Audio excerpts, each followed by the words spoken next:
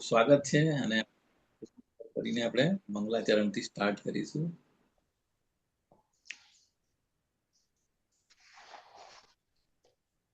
રાધે કૃષ્ણ પ્રભુજી, રાધે કૃષ્ણ. હરે કૃષ્ણ પ્રભુજી. હરે કૃષ્ણ, રાધે કૃષ્ણ, રાધે કૃષ્ણ, કૃષ્ણ.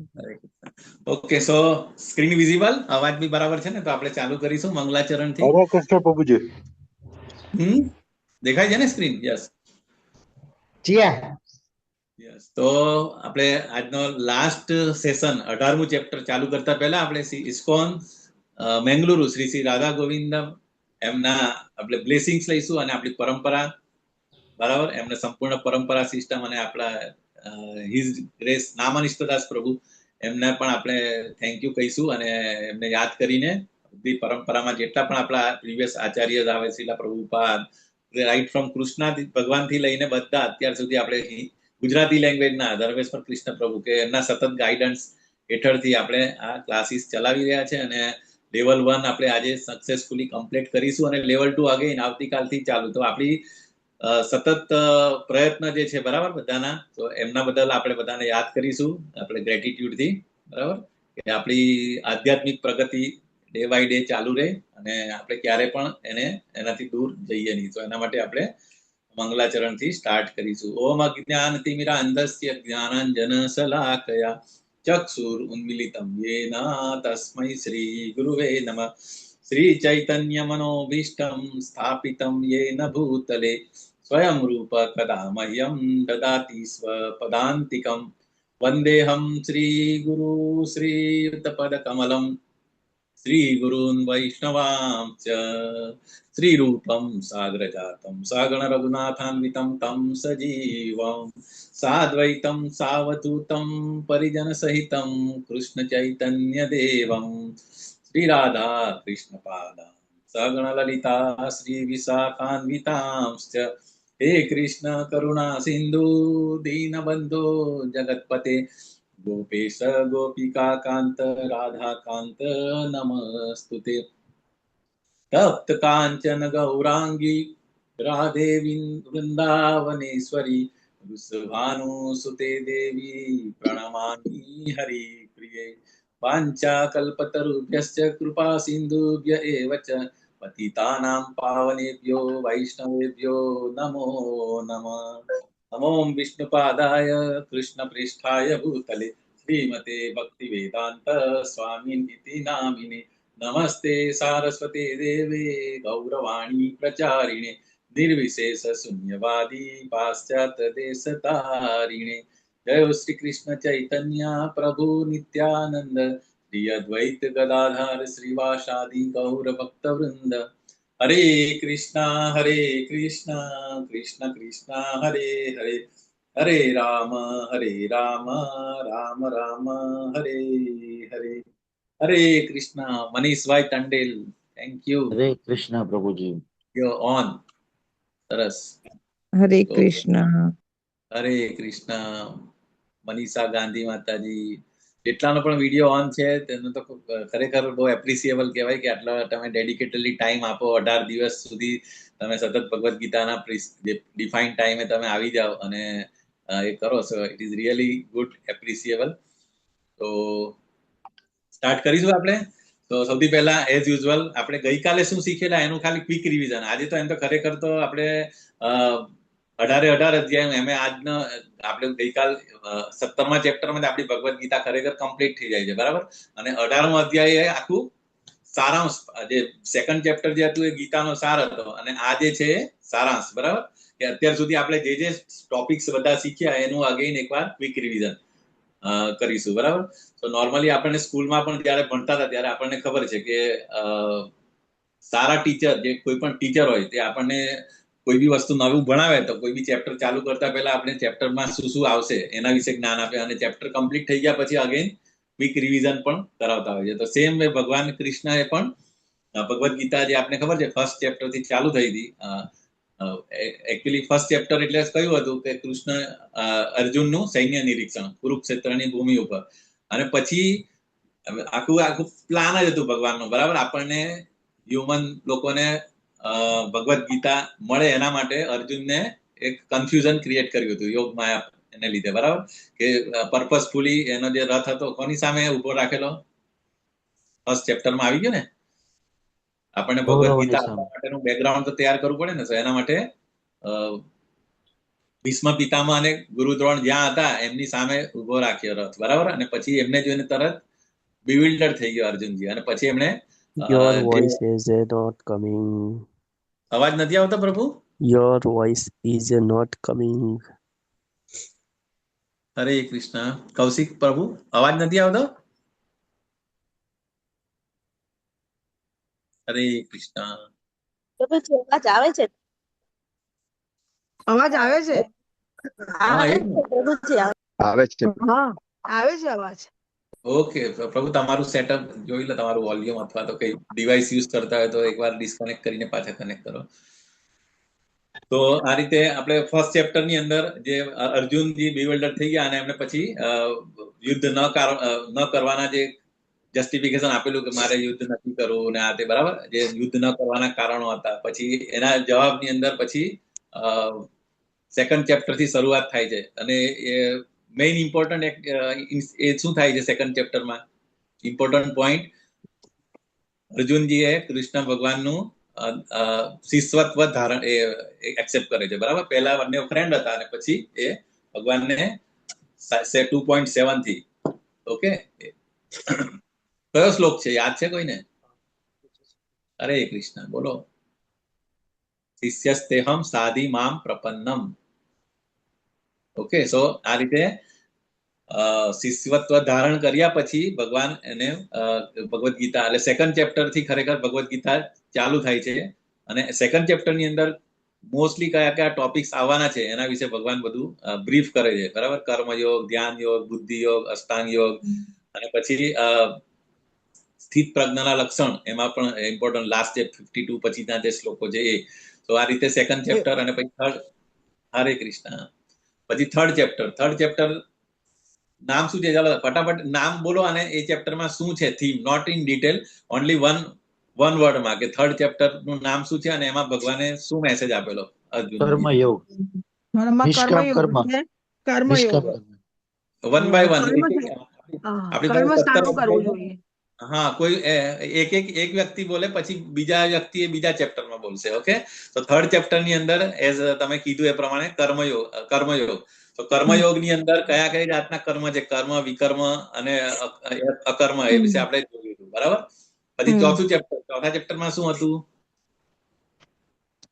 કર્મ બ્રાહ્મણ, બ્રહ્મયોગ, બ્રહ્મયોગ એવું કર્મયોગ કહેવાય એ પ્રમાણે. કર્મયોગ તો થઈ ગયા માતાજી. ચોથા ચેપ્ટરમાં શું હતું?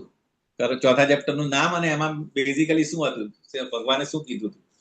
જ્ઞાન કર્મ સંન્યાસ યોગ, કર્મની બ્રહ્માર્પણ વિધિ. ચોથું ચેપ્ટરમાં જે પરંપરા સિસ્ટમ વિશે જે ભગવાને કીધું છે ને, બરાબર. ભગવદ ગીતા પૃથ્વી ઉપર કેટલા વર્ષ પહેલા આવી, બરાબર. સૌથી પહેલા ભગવાને ભગવદ ગીતા કોને કીધી હતી, બરાબર? વિવસ્વાન, આપણે એ બધું જોયું હતું ને, બરાબર. પછી પાંચમું ચેપ્ટર નું નામ શું છે? હરે કૃષ્ણ. નામ બોલતા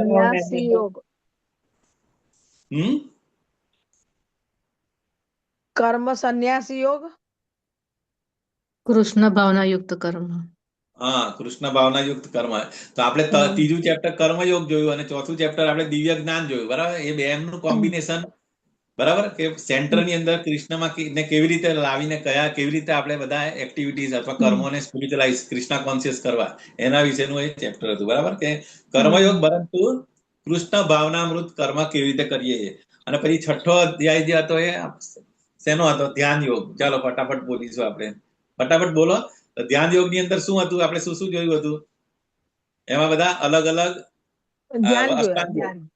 અષ્ટાંગ યોગ બેઝિકલી, બરાબર. યસ, અષ્ટાંગ યોગ ની અંદર જે બધા અલગ અલગ સ્ટેપ્સ હતા એ બધા આપણે જોયા હતા. અને પછી એ અધ્યાયના અંતમાં ભગવાને શું કીધું? કે યોગી નામ અપી સર્વેશામ. પછી ચાલુ થાય છે ભક્તિ યોગના ચેપ્ટર 7th થી, બરાબર. તો 7મું ચેપ્ટર શું હતું? એમાં શું હતું? શેના વિશેનું જ્ઞાન હતું? જ્ઞાન વિશ્વાસ પરમેશ્વરનું યસ, પરમેશ્વરનું જ્ઞાન, બરાબર. આમાં પરા અને અપરા પ્રકૃતિ વિશે આપણે જોયું હતું, બરાબર. અને પછી ભગવાનની મિની વિભૂતિઓ એની અંદર અમુક કઈ કઈ જગ્યાએ ભગવાન એ પણ આવેલું હતું. અને પછી 8મું અધ્યાય, વેરી ઇમ્પોર્ટન્ટ. 8મા અધ્યાયમાં શું હતું? બ્રહ્મયોગ સર્વ પ્રાપ્તિ અથવા તો ભગવત પ્રાપ્તિ, બરાબર. ભગવત પ્રાપ્તિ માટે શું એમાં ઇમ્પોર્ટન્ટ વસ્તુ શું હતી? કેવી રીતે ભગવાનની પ્રાપ્તિ ક્યારે કરી શકીએ, બરાબર. આર્ટ ઓફ ડાઈંગ બેઝિકલી, બરાબર, કે આખું જીવન તમે કેવી રીતે જીવો, તો યમ યમ વાપી સ્મરણ, એ જ વસ્તુનું આપણે ચિંતન કરીશું. અને એ ચિંતન કરીએ તો પછી આપણે એ જેનું ચિંતન કરીશું તે આપણને મળશે. ઓકે, તો આ રીતે આપણે એનું પણ જોયું હતું, બરાબર. તો પછી 9મું ચેપ્ટર વેરી વેરી ઇમ્પોર્ટન્ટ. 9મું ચેપ્ટરમાં પેલું અત્યાર સુધી આપણને સેકન્ડ ચેપ્ટરમાં જે પહેલું નોલેજ મળ્યું ગુહ્ય જ્ઞાન હતું, બરાબર. ગુહ્ય જ્ઞાન એટલે આત્મા અને શરીર એનો રિલેશન અને આત્માની કેરેક્ટરિસ્ટિક આપણે જોઈ હતી. એટલે ગુહ્ય, પછી ગુહ્યતર, બરાબર. ગુહ્યતરમાં શું હતું? ગુહ્યતર જ્ઞાનમાં શું આવે? 6ઠ્ઠા અને 7મા ચેપ્ટરમાં શું હતું? આપણે 7મા 8મા ચેપ્ટરમાં કે ભગવાન સુપ્રીમ છે, પરા અને અપરા પ્રકૃતિ. ઓકે, હવે 9મા અધ્યાય ગુહ્યતમ એટલે સુપરલેસ ભક્તિ વિશેનો, કે ભગવાનની ભક્તિ કેવી રીતે કરવી એ 9મા અધ્યાયમાં હતું, બરાબર. પછી 10મો અધ્યાય ભગવાને 9મા અધ્યાયમાં શું કીધું કે કેવી રીતે મારી ભક્તિ કરવાની, મન મના ભવ મદ ભક્તો મધ્યાજી મામ નમસ્કુરુ. તો તરત અર્જુનજી પૂછે છે કે મારે જો તમારે સતત ચિંતન કરવું હોય મનમાં, તો પછી તમે એવું કંઈક મને કહો કે હું તમને તમારું સતત યાદ કરી શકું. તો એના માટે કયો યોગ, એનું નામ શું હતું? 10મા અધ્યાયનું નામ વિભૂતિ યોગ. યસ, વિભૂતિ. પરમેશ્વરનું ઐશ્વર્ય. યસ, પરમેશ્વરનું ઐશ્વર્ય એટલે કે એવી કઈ કઈ જગ્યા છે કે આપણે સૂર્ય જો દેખાય તો આપણે ભગવાનની આંખ દેખાય, બરાબર. નદીઓમાં ગંગાજી, સમુદ્રમાં જળાશયોમાં સમુદ્ર, મતલબ દરેક વિભૂતિઓનું વર્ણન કરેલું. લગભગ 30-35 વિભૂતિઓ હતી, બરાબર. તો અને બીજી ઇમ્પોર્ટન્ટ વસ્તુ 10મા ચેપ્ટરમાં શું હતું વિભૂતિ સિવાય? એ પહેલા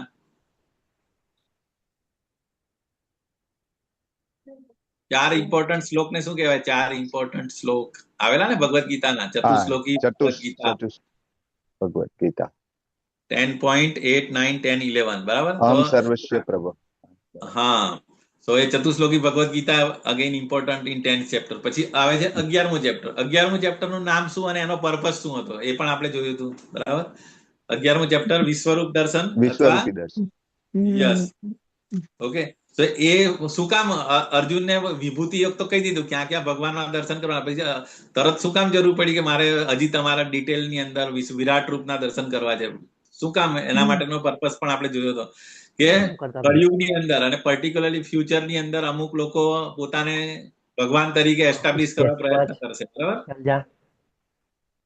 તો એના માટે, એટલા માટે. બાકી અર્જુનને તો ખબર કામ કરવા દે ને, કામ કર તું જા. ઓકે, પછી આવે 12મું ચેપ્ટર. બોલો, 12મા ચેપ્ટરમાં શું હતું? ભક્તિ યોગ. ભક્તિ યોગ. ભક્તિ કેવી રીતે કરવી એમ. ભક્તિ કેવી રીતે કરવી અને મતલબ નિરાકાર અને સગુણ અને નિરાકાર ઉપાસના, એ બંનેનો ડિફરન્સ. પછી એક સારા ભક્તની અંદર કઈ કઈ ક્વોલિટી હોય, અદ્વેષ્ટા સર્વભૂતાનામ, એ બધા શ્લોકો છે, બરાબર. સો એઝ અ ભક્ત તરીકે આપણામાં કઈ ક્વોલિટી હોવી જોઈએ? આજે આપણે ધારો કે છોકરા છોકરીના મેરેજ કરવા હોય તો આપણે ગુણ મેળવીએ, ખબર, જ્યોતિષ પાસે જઈને કેટલા ગુણ મળે છે. તો આપણે ભગવાનની ભક્તિ કરવાની છે અને ભગવાનની નજીક જવાનું છે. તો એવી ક્વોલિટી કઈ કઈ છે પહેલા તો આપણને ખબર હોવી જોઈએ, તો પછી આપણે ડેવલપ કરવાની કોશિશ કરીએ ને, કે દરેક પ્રાણીઓ પ્રત્યે એકદમ સંભાવ રાખવાનો, પછી કોઈનો દ્વેષ નહીં કરવાનો, કોઈની હિંસા નહીં કરવાની. તો આ બધા અલગ અલગ ક્વોલિટીઝ છે. તો એ પણ 12મા અધ્યાયમાં હતી. પછી આવે આગળના જે ચેપ્ટર છે 13 થી લઈને 18 સુધી, એ બધા જ્ઞાન યોગ આવે. 13 ચેપ્ટરમાં શું હતું? હવે તમારે બોલવાનું છે, હવે હું નહીં બોલીશ, હું સાંભળીશ. પ્રકૃતિ, પુરુષ અને ચેતના.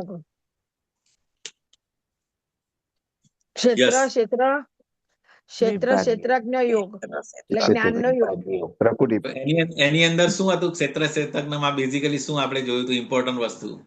જ્ઞાન ને અજ્ઞાન. જ્ઞાની માણસ કેવી રીતે યોગ કરવો જોઈએ ને અજ્ઞાની માણસ શું કરે છે એ. નહીં, ક્ષેત્ર અને ક્ષેત્રજ્ઞમાં બે ઇમ્પોર્ટન્ટ. ક્ષેત્રજ્ઞ કેટલા હોય, બરાબર, એ આપણે જોયું હતું ને. હા એ પણ એ- એમાં હું નથી. તો એ છે તો એક જે આપણે આત્માનું જ્ઞાન, આત્મા એટલે આપણા શરીર વિશે એને ખબર હોય, અને બીજું જે પરમાત્મા છે એ બધાના શરીરમાં શું થઈ રહ્યું છે એ બધા તો એક સુપર સોલ કહેવાય એને, બરાબર. તો એ જોયું હતું આપણે. અને પછી આગળ આવે 14મું ચેપ્ટર. 14મું ચેપ્ટર જે આપણે ઓલરેડી જે ફાઉન્ડેશન છે ખરેખર આગળના બધા ચેપ્ટર માટે, એ આપણે એમાં શું શું શીખ્યા હતા? જન્મ ત્રણ મરણ પ્રકૃતિના ગુણ ત્રિગુણી યોગ ગુણ. પ્રકૃતિના હા, પ્રકૃતિના 3 ગુણો, રજોગુણ, તમોગુણ, સત્વગુણ, અને ગુણ 3 સત્વગુણ જાતની સાંકળ, અને એની સુખ ઉપરથી કેવી રીતે આપણે એ કરવાનું એ પણ જોયું હતું, બરાબર.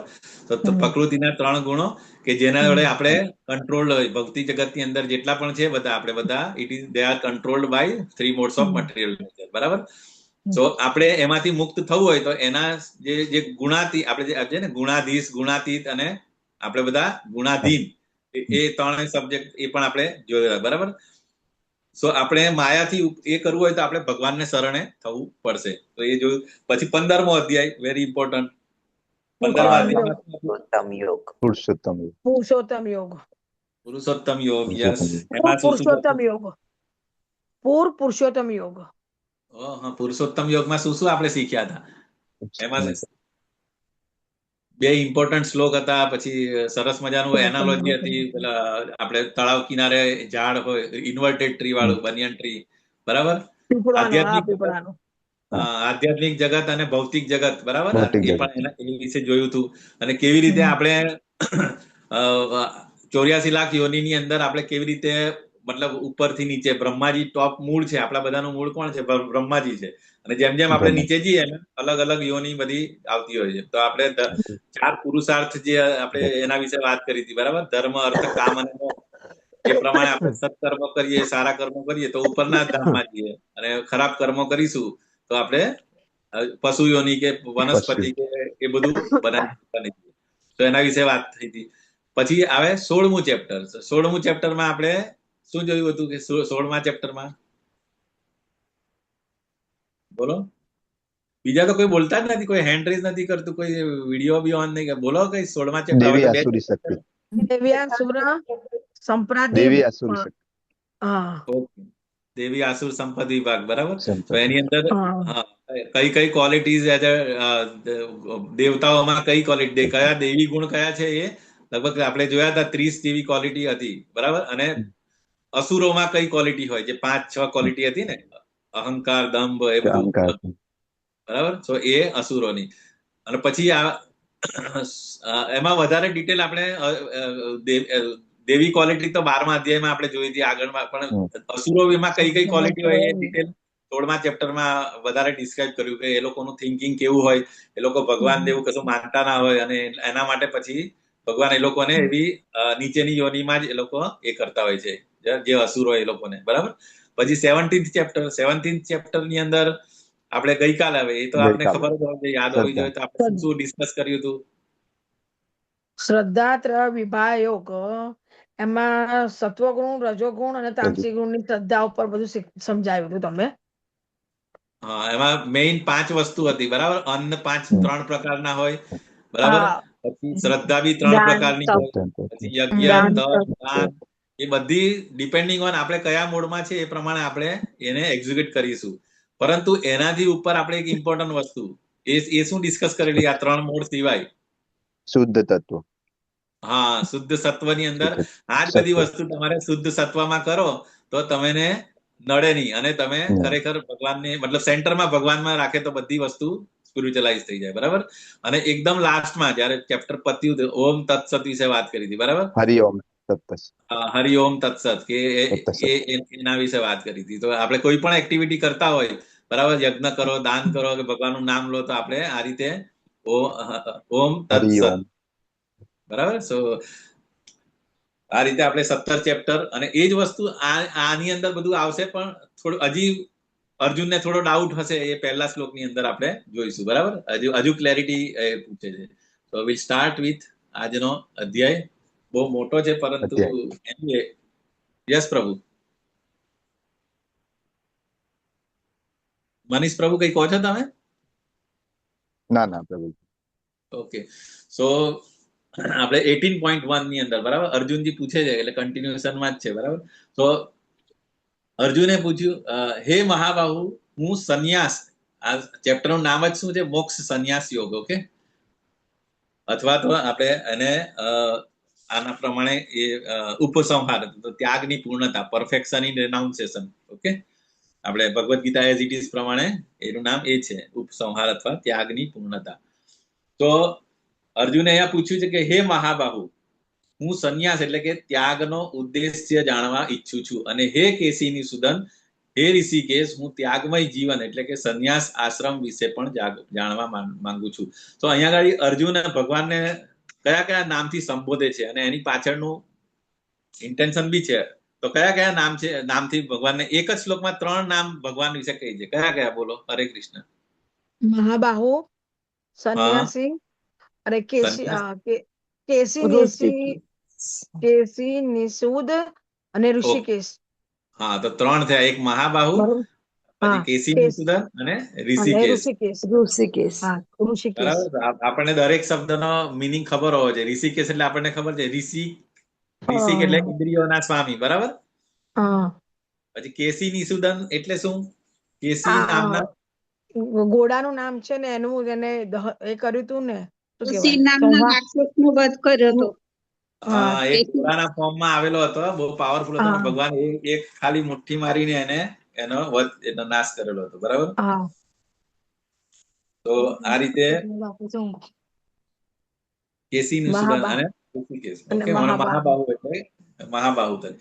તો આ રીતે સંબોધ શું કામ એ કહે છે કે હજી પણ મતલબ આ કેસી નિસૂદન જેવી રીતે અમે કેસીનો વધ કરેલો એવી રીતે હજી પણ મને હજી ડાઉટ છે કે આ શું ડાઉટ છે કે તો સંન્યાસ અને ત્યાગ વિશે હજી એમને ડિટેલ હજી જાણવી હતી, બરાબર. તો હજી આપણે ખબર છે કે કોઈ પણ ડાઉટ રહી જાય ને તો એ ઇટ્સ લાઈક અ રાક્ષસ, તો એનો નાશ કોઈ બી ઇવન આપણે કંઈ પણ સ્ટડી કરતા હોય કે કંઈ બી રીડ કરતા હોય ને આપણે એક્સેપ્ટ નહીં કરી લેવાનું, સ્વીકારી લેવાનું કે ના આવું હશે, ડાઉટ હોય તરત પૂછી લેવાનું. તો પછી એ શું આગળ જતા એ આપણે વધારે કન્ફ્યુઝન નહીં કરે. તો એટલે આ અર્જુનજી હજી આ ક્લેરિટી માંગતા છે. તો પછી ભગવાન હવે પૂર્ણ પુરુષોત્તમ પરમેશ્વર બોલ્યા, ભૌતિક ઈચ્છા પર આધારિત કાર્યોના પરિત્યાગને વિદ્વાનો સંન્યાસ કહે છે, અને સર્વ કર્મના ફળ ત્યાગને બુદ્ધિશાળી લોકો ત્યાગ કહે છે. તો અહીંયા આગળ બેઝિકલી ત્યાગ અને સંન્યાસ વિશે ભગવાનને સમજાવે છે, બરાબર.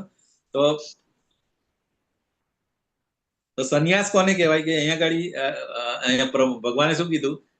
સંન્યાસ એટલે એવું નથી ખાલી કપડા ચેન્જ કરો, બધું છોડી બધું કે છોડો ઘરબાર ચલો હરિદ્વાર, એવું નહીં.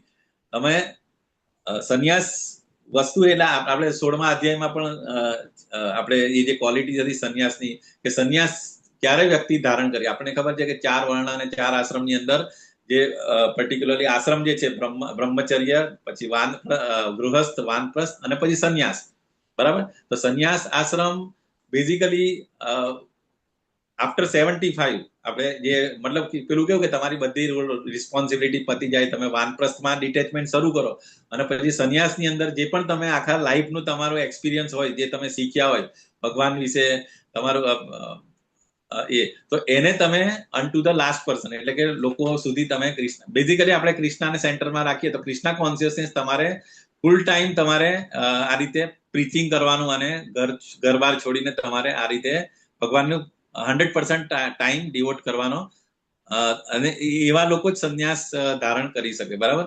તો સંન્યાસી ક્યારે બની શકે કે જ્યારે એને 100% ભગવાન ઉપર ભરોસો છે. એ જે પણ સંન્યાસી હોય એ લોકોને કોઈ બેંક બેલેન્સ પણ ના હોય, કશું બેકઅપ ના હોય, એને પૂરેપૂરો ભરોસો હોય ભગવાન ઉપર કે અવશ્ય રક્ષવી કૃષ્ણ, બરાબર. સો એ છે. તો અહીંયા આગળ બેઝિકલી એ જ છે કે renounce order of the life is giving up the karma, kamya karma activities based on material desire. એને કોઈ ઈચ્છા. જ્યારે ત્યાગમાં શું આવે કે ત્યાગની અંદર એવું આવે કે જે પણ એક્ટિવિટી હોય એનું રિઝલ્ટ જે છે એ રિઝલ્ટને ત્યાગ કરે, બરાબર. તો અહીંયા આગળ બે પ્રકારની એક્ટિવિટી હોય. એક તો છે તે નિત્ય કર્મ હોય અને બીજું કામ્ય કર્મ હોય. એ અહીંયા આગળના શ્લોકમાં પણ આવશે.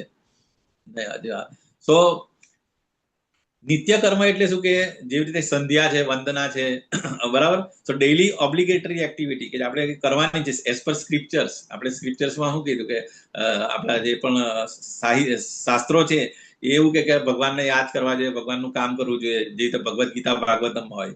અને બીજી જે એક્ટિવિટી છે કામ્ય કર્મ એટલે શું કે પર્સનલ ડિઝાયર, કે હું સારા કર્મ કરું, મને આ જોઈએ, ધનમ દેહી પુત્રમ દેહી, સારું મતલબ નોકરી મળે, છોકરી મળે, એના માટે જે પણ એક્ટિવિટી સત્કર્મો કરતા હોય, બરાબર, અથવા અમુક નાની મોટી આપણે જે બાધા રાખતા હોય કે ના મને આ આપો ભગવાન તો હું આ કરીશ, એ રીતે એ બધું કામ્ય કર્મ કહેવાય, બરાબર.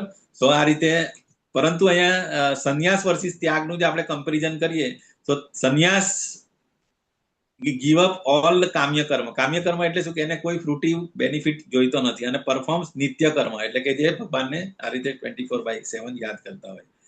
તો આ રીતે ત્યાગ અને સંન્યાસ વિશે પછી આગળ જતા ભગવાન કહે છે કે યજ્ઞ, દાન અને તપના કાર્યોનો કદાપી ત્યાગ ન કરવો જોઈએ, પણ તે અવશ્ય કરવા જોઈએ. એટલે આ જે આ જે એક્ટિવિટીઝ છે કે યજ્ઞ, દાન અને તપ, જે આપણે 17મા અધ્યાયમાં પણ જોઈએ હતું કે એનો ત્યાગ કરવો જોઈએ નહીં, એ અવશ્ય કરવા જોઈએ. ભલે તમે કશે પણ હો, કોઈ પણ એવું નહીં કે હા ખાલી ગૃહસ્થે જ કરવાનો કે વાનપ્રસ્થે જ કરવાનો, પરંતુ અમુક જેવી રીતે જેવી રીતે આપણે ભગવાનને યાદ કરવાનું, બરાબર, જે આપણે ચેન્ટિંગ કરતા હોય છે, તો ચેન્ટિંગ એવું નહીં કે ચાલો 70 વર્ષની ઉંમર પછી આપણે ચેન્ટિંગ છોડી દેવાનું છે. એ અન ટુ ધ લાસ્ટ મોમેન્ટ સુધી આપણે એ યજ્ઞ, એ જે આપણે કહીએ ને તપ, અથવા તો એને યજ્ઞ, સંકીર્તન યજ્ઞ, અથવા તો ભગવાનનું નામ લઈએ આપણે જપ યજ્ઞ, તો જપ યજ્ઞ બધાએ કરવો જોઈએ, નાના બાળકથી માંડીને એકદમ લાસ્ટ આપણે બેડ પર હોય, મૃત્યુ થયા પર હોય, ત્યાં સુધી ભગવાનનું નામ લેવું જોઈએ, બરાબર. તો આ કર્મો ક્યારેય પણ છોડવા નહીં, કારણ કે એ શું છે કે ખરેખર યજ્ઞ, દાન અને તપ એ મહાત્માઓને પણ શુદ્ધ કરે છે. આપને ખબર છે ભીષ્મ પિતામહ, બરાબર, શરીર છોડતા એ બાણ સૈયા પર હતા, છતાં પણ ભગવાનને ભીષ્મ સ્તુતિની અંદર ભાગવતમમાં આવે છે, ભગવાનને યાદ કરતા હતા, અને પછી એમણે છેલ્લે ઉત્તરાયણ પછી એમણે પોતાનો દેહ છોડેલો, ભગવાનના દર્શન, ભગવાન સામે જ હતા અને ભગવાનને યાદ કરતા કરતા એમણે આ રીતે એ છોડ્યું હતું. તો મતલબ મહાજનોને એટલે મહાત્માઓને પણ શુદ્ધ કરે છે, એટલા માટે એ છે. હવે આપણે અહીંયા આગળ શ્રીલા પ્રભુપાદની જો વાત કરીએ તો શ્રીલા પ્રભુપાદે કેટલા 70 વર્ષની ઉંમરે યુએસ ગયેલા હતા, બરાબર, અને પછી એટલે એ ખરા અર્થમાં મતલબ સંન્યાસી, એમની ગૃહસ્થ આશ્રમ જે હતું એટ આઈ થિંક 50 પછી એમણે ઘરબાર છોડીને 10 વર્ષ એ વૃંદાવનમાં રહ્યા હતા, અને વૃંદાવનમાં પછી એમણે અમુક બુક્સ લખી અને ખાસું એવું મેડિટેટ કર્યું, ભગવાનનું નામ લીધું, અને પછી એટ ધ એજ ઓફ 70 એ યુએસ ગયા એમના ગુરુ મહારાજનો એ કરવા. સો સંન્યાસ એક્સેપ્ટ કર્યા પછી, એટલે ખરા અર્થમાં જે સંન્યાસમાં શું આવે કે એમણે આ બધી એક્ટિવિટી, અને પછી 10 વર્ષના ગાળાની અંદર એમણે કેટલું બધી વાર આખા પૃથ્વી આપણે કહી શકીએ 6 ખંડ જે છે એમાં કેટલી વાર 14 વખત પરિભ્રમણ કરેલું, એટલે અલગ અલગ કન્ટ્રીની અંદર જઈને કૃષ્ણા કોન્શિયસનેસ સ્પ્રેડ કરી હતી એમણે, બરાબર. અને કેટલા બધા ટેમ્પલ્સ, 108 ટેમ્પલ બનાવ્યા હતા, કેટલા બધા ડિસાઇપલ્સ એમણે બનાવ્યા હતા, 10,000 જેવા શિષ્ય એમણે બનાવ્યા હતા એક્રોસ ધ વર્લ્ડ, બરાબર, 108 મંદિર, પછી કેટલા બધા એમણે લેક્ચર્સ આપેલા, કેટલી બધી બુકોનું ટ્રાન્સલેશન કર્યું. મતલબ 10 વર્ષની અંદર આપણે નોર્મલી 70 વર્ષની ઉંમરે 60-65 વર્ષે તો આપણે રિટાયર થઈને ઘરે બેસે કશું કરીએ નહીં, જયારે પ્રભુપાદે આટલી બધી વસ્તુ કરી હતી. એટલે સંન્યાસ, બેઝિકલી સંન્યાસીએ આ કે એનો 100% 24/7 એમનો એક ક્ષણ ભગવાનના કેવી રીતે ભગવાનનું નામ અથવા કૃષ્ણા કોન્શિયસનેસ સ્પ્રેડ કરી શકીએ મેક્સિમમ લોકો પાસે. તો આ શ્રીલા પ્રભુપાદની લાઈફ, એકચ્યુઅલી એમનું જે લાઈફ વિશે છે ને સ્ટડી કરવામાં આવે છે આઈઆઈએમ્સ અને મોટી મોટી મેનેજમેન્ટ ઇન્સ્ટિટ્યૂટની અંદર. એમના લાઈફ છે કે એમાં એવી તો કઈ ક્વોલિટી હતી કે આટલા ઓછા ટાઈમની અંદર તમે ખરેખર કોઈ બિઝનેસમેન બી તમે એક કંપનીમાંથી 2 કંપની બનાવવામાં આમની જિંદગી નીકળી જાય આખી, પરંતુ પ્રભુપાદે 108 ટેમ્પલ બનાવ્યા, તમે વિચાર કરો, વી કાન્ટ ઇમેજ, બરાબર. તો એના વિશે, એમના વિશે સ્ટડી બી કરવામાં આવે છે. તો ધીસ ઇઝ વેરી ગુડ. તો આ રીતે સંન્યાસ અને ત્યાગનું આપણે જોયું, અને આ જે 4 પ્રકારના જે યજ્ઞ, દાન અને તપ એ કદાપી ત્યાગ નહીં કરવો જોઈએ. હવે આ બધા આપણે 3 ગુણોને લીધે જે આપણે ક્લાસિફિકેશન છે ને એ રીતે અહીંયા પણ એ છે. ત્યાગના પણ પ્રકાર છે, બરાબર, જેવી રીતે તામસિક, રજોગુણ અને સાત્વિક, સેમ આપણે 17મા અધ્યાયમાં જોયું હતું ને એવી જ રીતે આ અધ્યાયમાં પણ જે પણ આગળ જે ટોપિક્સ આવશે એને 3 પ્રકારમાં સ્પ્લિટ કરશે. તો કે સૌથી પહેલો તામસી ત્યાગ કોને કહેવાય કે નિર્દિષ્ટ કર્તવ્યોને કદાપી ત્યાજવા ન જોઈએ, કે જો કોઈ મનુષ્ય મોહવશ થઈને પોતાના કર્તવ્યોને ત્યજી દે છે તો આવા ત્યાગને તામસી ત્યાગ કહેવામાં આવે છે. તો અમુક લોકો પેલું કે એમની જે જવાબદારી છોડીને જતા રહેતા હોય ને, તો એવી રીતે ત્યાગ નહીં કરવો જોઈએ, બરાબર. જે તમારી ઓબ્લિગેશન્સ હોય એ ક્લિયર કરીને જવું જોઈએ. પછી આવે રજોગુણ, કે નિયત કર્મોને કષ્ટપ્રદ સમજીને શારીરિક ક્લેશ ના વધે, કે ભાઈ આ તો બહુ પેઇનફુલ છે, કે આ તો નથી મજા આવતી, અને શારીરિક ક્લેશના ભયથી ત્યાજી દે છે, તો એને કયો ત્યાગ કહેવાય? રજોગુણથી ત્યાગ. તો આમ ત્યાગનું આ રીતે જે વ્યક્તિ ત્યાગ કરતા હોય તો એને કદાપી ઉચ્ચ ફળ મળતું નથી. અને સાત્વિક ત્યાગ એટલે શું? કે હે અર્જુન, મનુષ્ય જયારે નિયત કર્મને કર્તવ્ય સમજીને કરે છે, જે આપણે ત્રીજા અધ્યાયમાં પણ જોયા હતા, બરાબર, નિયત કર્તવ્ય અને સમસ્ત ભૌતિક સંગ તથા ફળની આસક્તિનો સર્વથા ત્યાગ કરે છે, ત્યારે તેને સાત્વિક ત્યાગ કહે છે, બરાબર. તો અહીંયા આગળ જો આ ચિત્રની અંદર એક જે છે, બરાબર, એ કહેવાતા સંન્યાસી સાધુ બાબા, પરંતુ એ પોતાની હજી મિથ્યાચાર, જે આપણે ત્રીજા અધ્યાયમાં પણ છે ને, કે ઇન્દ્રિયો પર હજી કંટ્રોલ નથી અને આ રીતે સેન્સ ગ્રેટિફિકેશનમાં પરોવાયેલા. તો આવું આ તામસી ત્યાગ કહેવાય. પરંતુ જે આ રીતે ઇસ્કોનના જે ડિવોટીઝ હોય, બરાબર, એ બધું ઘરબાર અથવા સારી નોકરી છોડીને બુક ડિસ્ટ્રીબ્યુશન કરતા હોય છે, બરાબર. તો એ શું હોય? એમનો એમ શું હોય? કે આ જ ખરેખર ડ્યુટી છે અને આનાથી એમને કઈ એ નથી મળતું, પરંતુ એ ભગવાનનું કાર્ય છે, એટલા માટે એ સાત્વિક ત્યાગ. તો મતલબ હાયર પર્પઝ માટે એમને એમનું કર્તવ્ય શું હતું? કે ભાઈ મેક્સિમમ લોકોને પ્રીચિંગ કરવાનું. તો એ સાત્વિક ત્યાગ કહેવાય, બરાબર. અહીંયા સાચો સંન્યાસી અથવા ત્યાગી કોણ કહેવાય? એનું પણ અહીંયા આગળ એ કીધું છે, કે ખરેખર કોઈ પણ દેહધારી માટે સર્વ કર્મનો ત્યાગ ખરેખર કરવો અશક્ય છે, પરંતુ જે મનુષ્ય કર્મના ફળનો ત્યાગ કરે છે તે વાસ્તવમાં ત્યાગી કહેવાય છે. તો કર્મ તો કરવું જ પડે, પરંતુ એની પાછળનું એનો જે ફળ મળે એનો ત્યાગ કરે, અથવા તો એને પછી તમે કૃષ્ણા કોન્શિયસનેસમાં તમે કેવી રીતે એ કરી શકો, બરાબર. સો ધેટ ઇઝ એ ખરા, મતલબ આપણે એના ફળનો ત્યાગ, કે હું જે પણ કરીશ વિધાઉટ એની એક્સપેક્ટેશન, બરાબર, મને કઈ મળતું નથી, પરંતુ છતાં પણ એ કર્મ કરે, તે ખરા અર્થમાં ત્યાગી કહેવામાં આવે છે. તો કોઈ પણ કાર્ય સિદ્ધ થવા પાછળ અથવા તો સફળ થવા પાછળ કોણ છે? આપણે નોર્મલી કઈ પણ વસ્તુ અચીવ કરવું હોય, બરાબર, અને એના માટે આપણે સતત મહેનત કરતા, જેવું કે આપણે બોર્ડની અંદર એક્ઝામ અથવા તો કોઈ એન્ટ્રાન્સ ટેસ્ટમાં આપણે સક્સેસફુલ થવું હોય, તો એના માટે બધાનો પ્રયત્ન, બરાબર. જો એની અંદર સક્સેસ થાય તો આપણે શું કહીએ? મેં મહેનત કરેલી, અથવા તો મતલબ મારું નસીબ મેં આવે. અને ધારો કે બીકોઝ ઓફ સમ રીઝન એમાં આપણે ફેલ્યુર મળે, તો આપણે ત્યારે આપણે રિસ્પોન્સિબિલિટી લેતા નથી, ત્યારે આપણે બહુ બધા એક્સક્યુઝીસ આપીએ છીએ, કે પેપર અઘરું હતું, ટીચરોએ ભણાવેલું નહીં, આ હતું તે હતું. તો ખરેખર આપણે એઝ પર શાસ્ત્ર અહીંયા આગળ કીધું છે, કોઈ પણ કાર્ય સિદ્ધ થવા પાછળ અથવા સફળ થવા માટે કોણ કોણ છે તે આપણે જોઈએ આગળ. ઓકે, તો અહીંયા આગળ 5 કારણ છે બેઝિકલી. કોઈ પણ વસ્તુના સક્સેસફુલ થવા માટેના 5 કારણ છે, 5 રીઝન બિહાઇન્ડ. તો એ કયા કયા? પહેલા, હે મહાબાહુ અર્જુન, વેદાંત અનુસાર, એટલે કે વેદોની અંદર પ્રિસ્ક્રાઇબ કર્યું છે અને વેદાંત પ્રમાણે સર્વ કર્મોની સિદ્ધિ માટે 5 કારણો હોય છે, અને તે તું મારી પાસેથી સાંભળ. ભગવાન આપણને એક્સપ્લેન કરે છે 5 કયા વસ્તુ. તો સૌથી પહેલું વસ્તુ, કર્મનું સ્થાન, એટલે કે આપણી બોડી, કે જેના વડે આપણે કરીએ છીએ આપણું, બરાબર, કે આપણું બોડી વગર આપણે શરીર આપણું હેલ્ધી હોય, આપણે એ ના હોય તો આપણે કઈ નહીં કરી શકીએ. એટલે પહેલું વસ્તુ શરીર. પછી બીજી, વિભિન્ન ઇન્દ્રિયો, એટલે એના માટે હવે શરીર છે, શરીરને આપણે જોઈએ 5 જ્ઞાનેન્દ્રિયો, 5 કર્મેન્દ્રિયો. સો ઇન્દ્રિયો પણ પરફેક્ટ હોવી જોઈએ. તો વિભિન્ન ઇન્દ્રિયો અને અનેક પ્રકારના પ્રયાસો. હવે શરીર પણ હોય, ઇન્દ્રિયો પણ હોય, પરંતુ તમે પ્રયાસ જ ના કરો, તમે એફર્ટ જ ના કરો, તો અનેક પ્રકારના પ્રયાસ કરવો પડે ને. કે ધારો કે એ કરવું હોય તો સવારે વહેલા ઉઠીને ભણવું પડે, બરાબર, વધારે ટાઈમ વેસ્ટ નહીં કરો, એટલી મહેનત કરવી પડે ને, પ્લાનિંગ, ટાઈમ મેનેજમેન્ટ કરવું પડે. સો અનેક પ્રકારના પ્રયાસો થઈ ગયા, અને અંતે પરમાત્મા.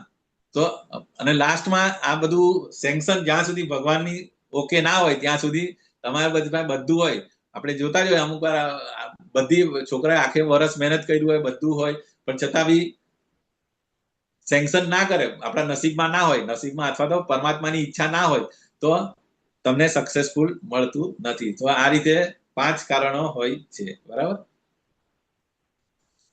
માટે જે મનુષ્ય આ 5 કારણનો વિચાર કર્યા વિના માત્ર પોતાને જ એકમાત્ર કર્તા માને છે, તે નિસંદેહ બુદ્ધિમાન નથી. તો આપણે જે મેં પહેલા જ એક્ઝામ્પલ આપ્યું, કે આપણે એમ કરતું કે મેં કર્યું તો એ ખરેખર બુદ્ધિમાન નથી.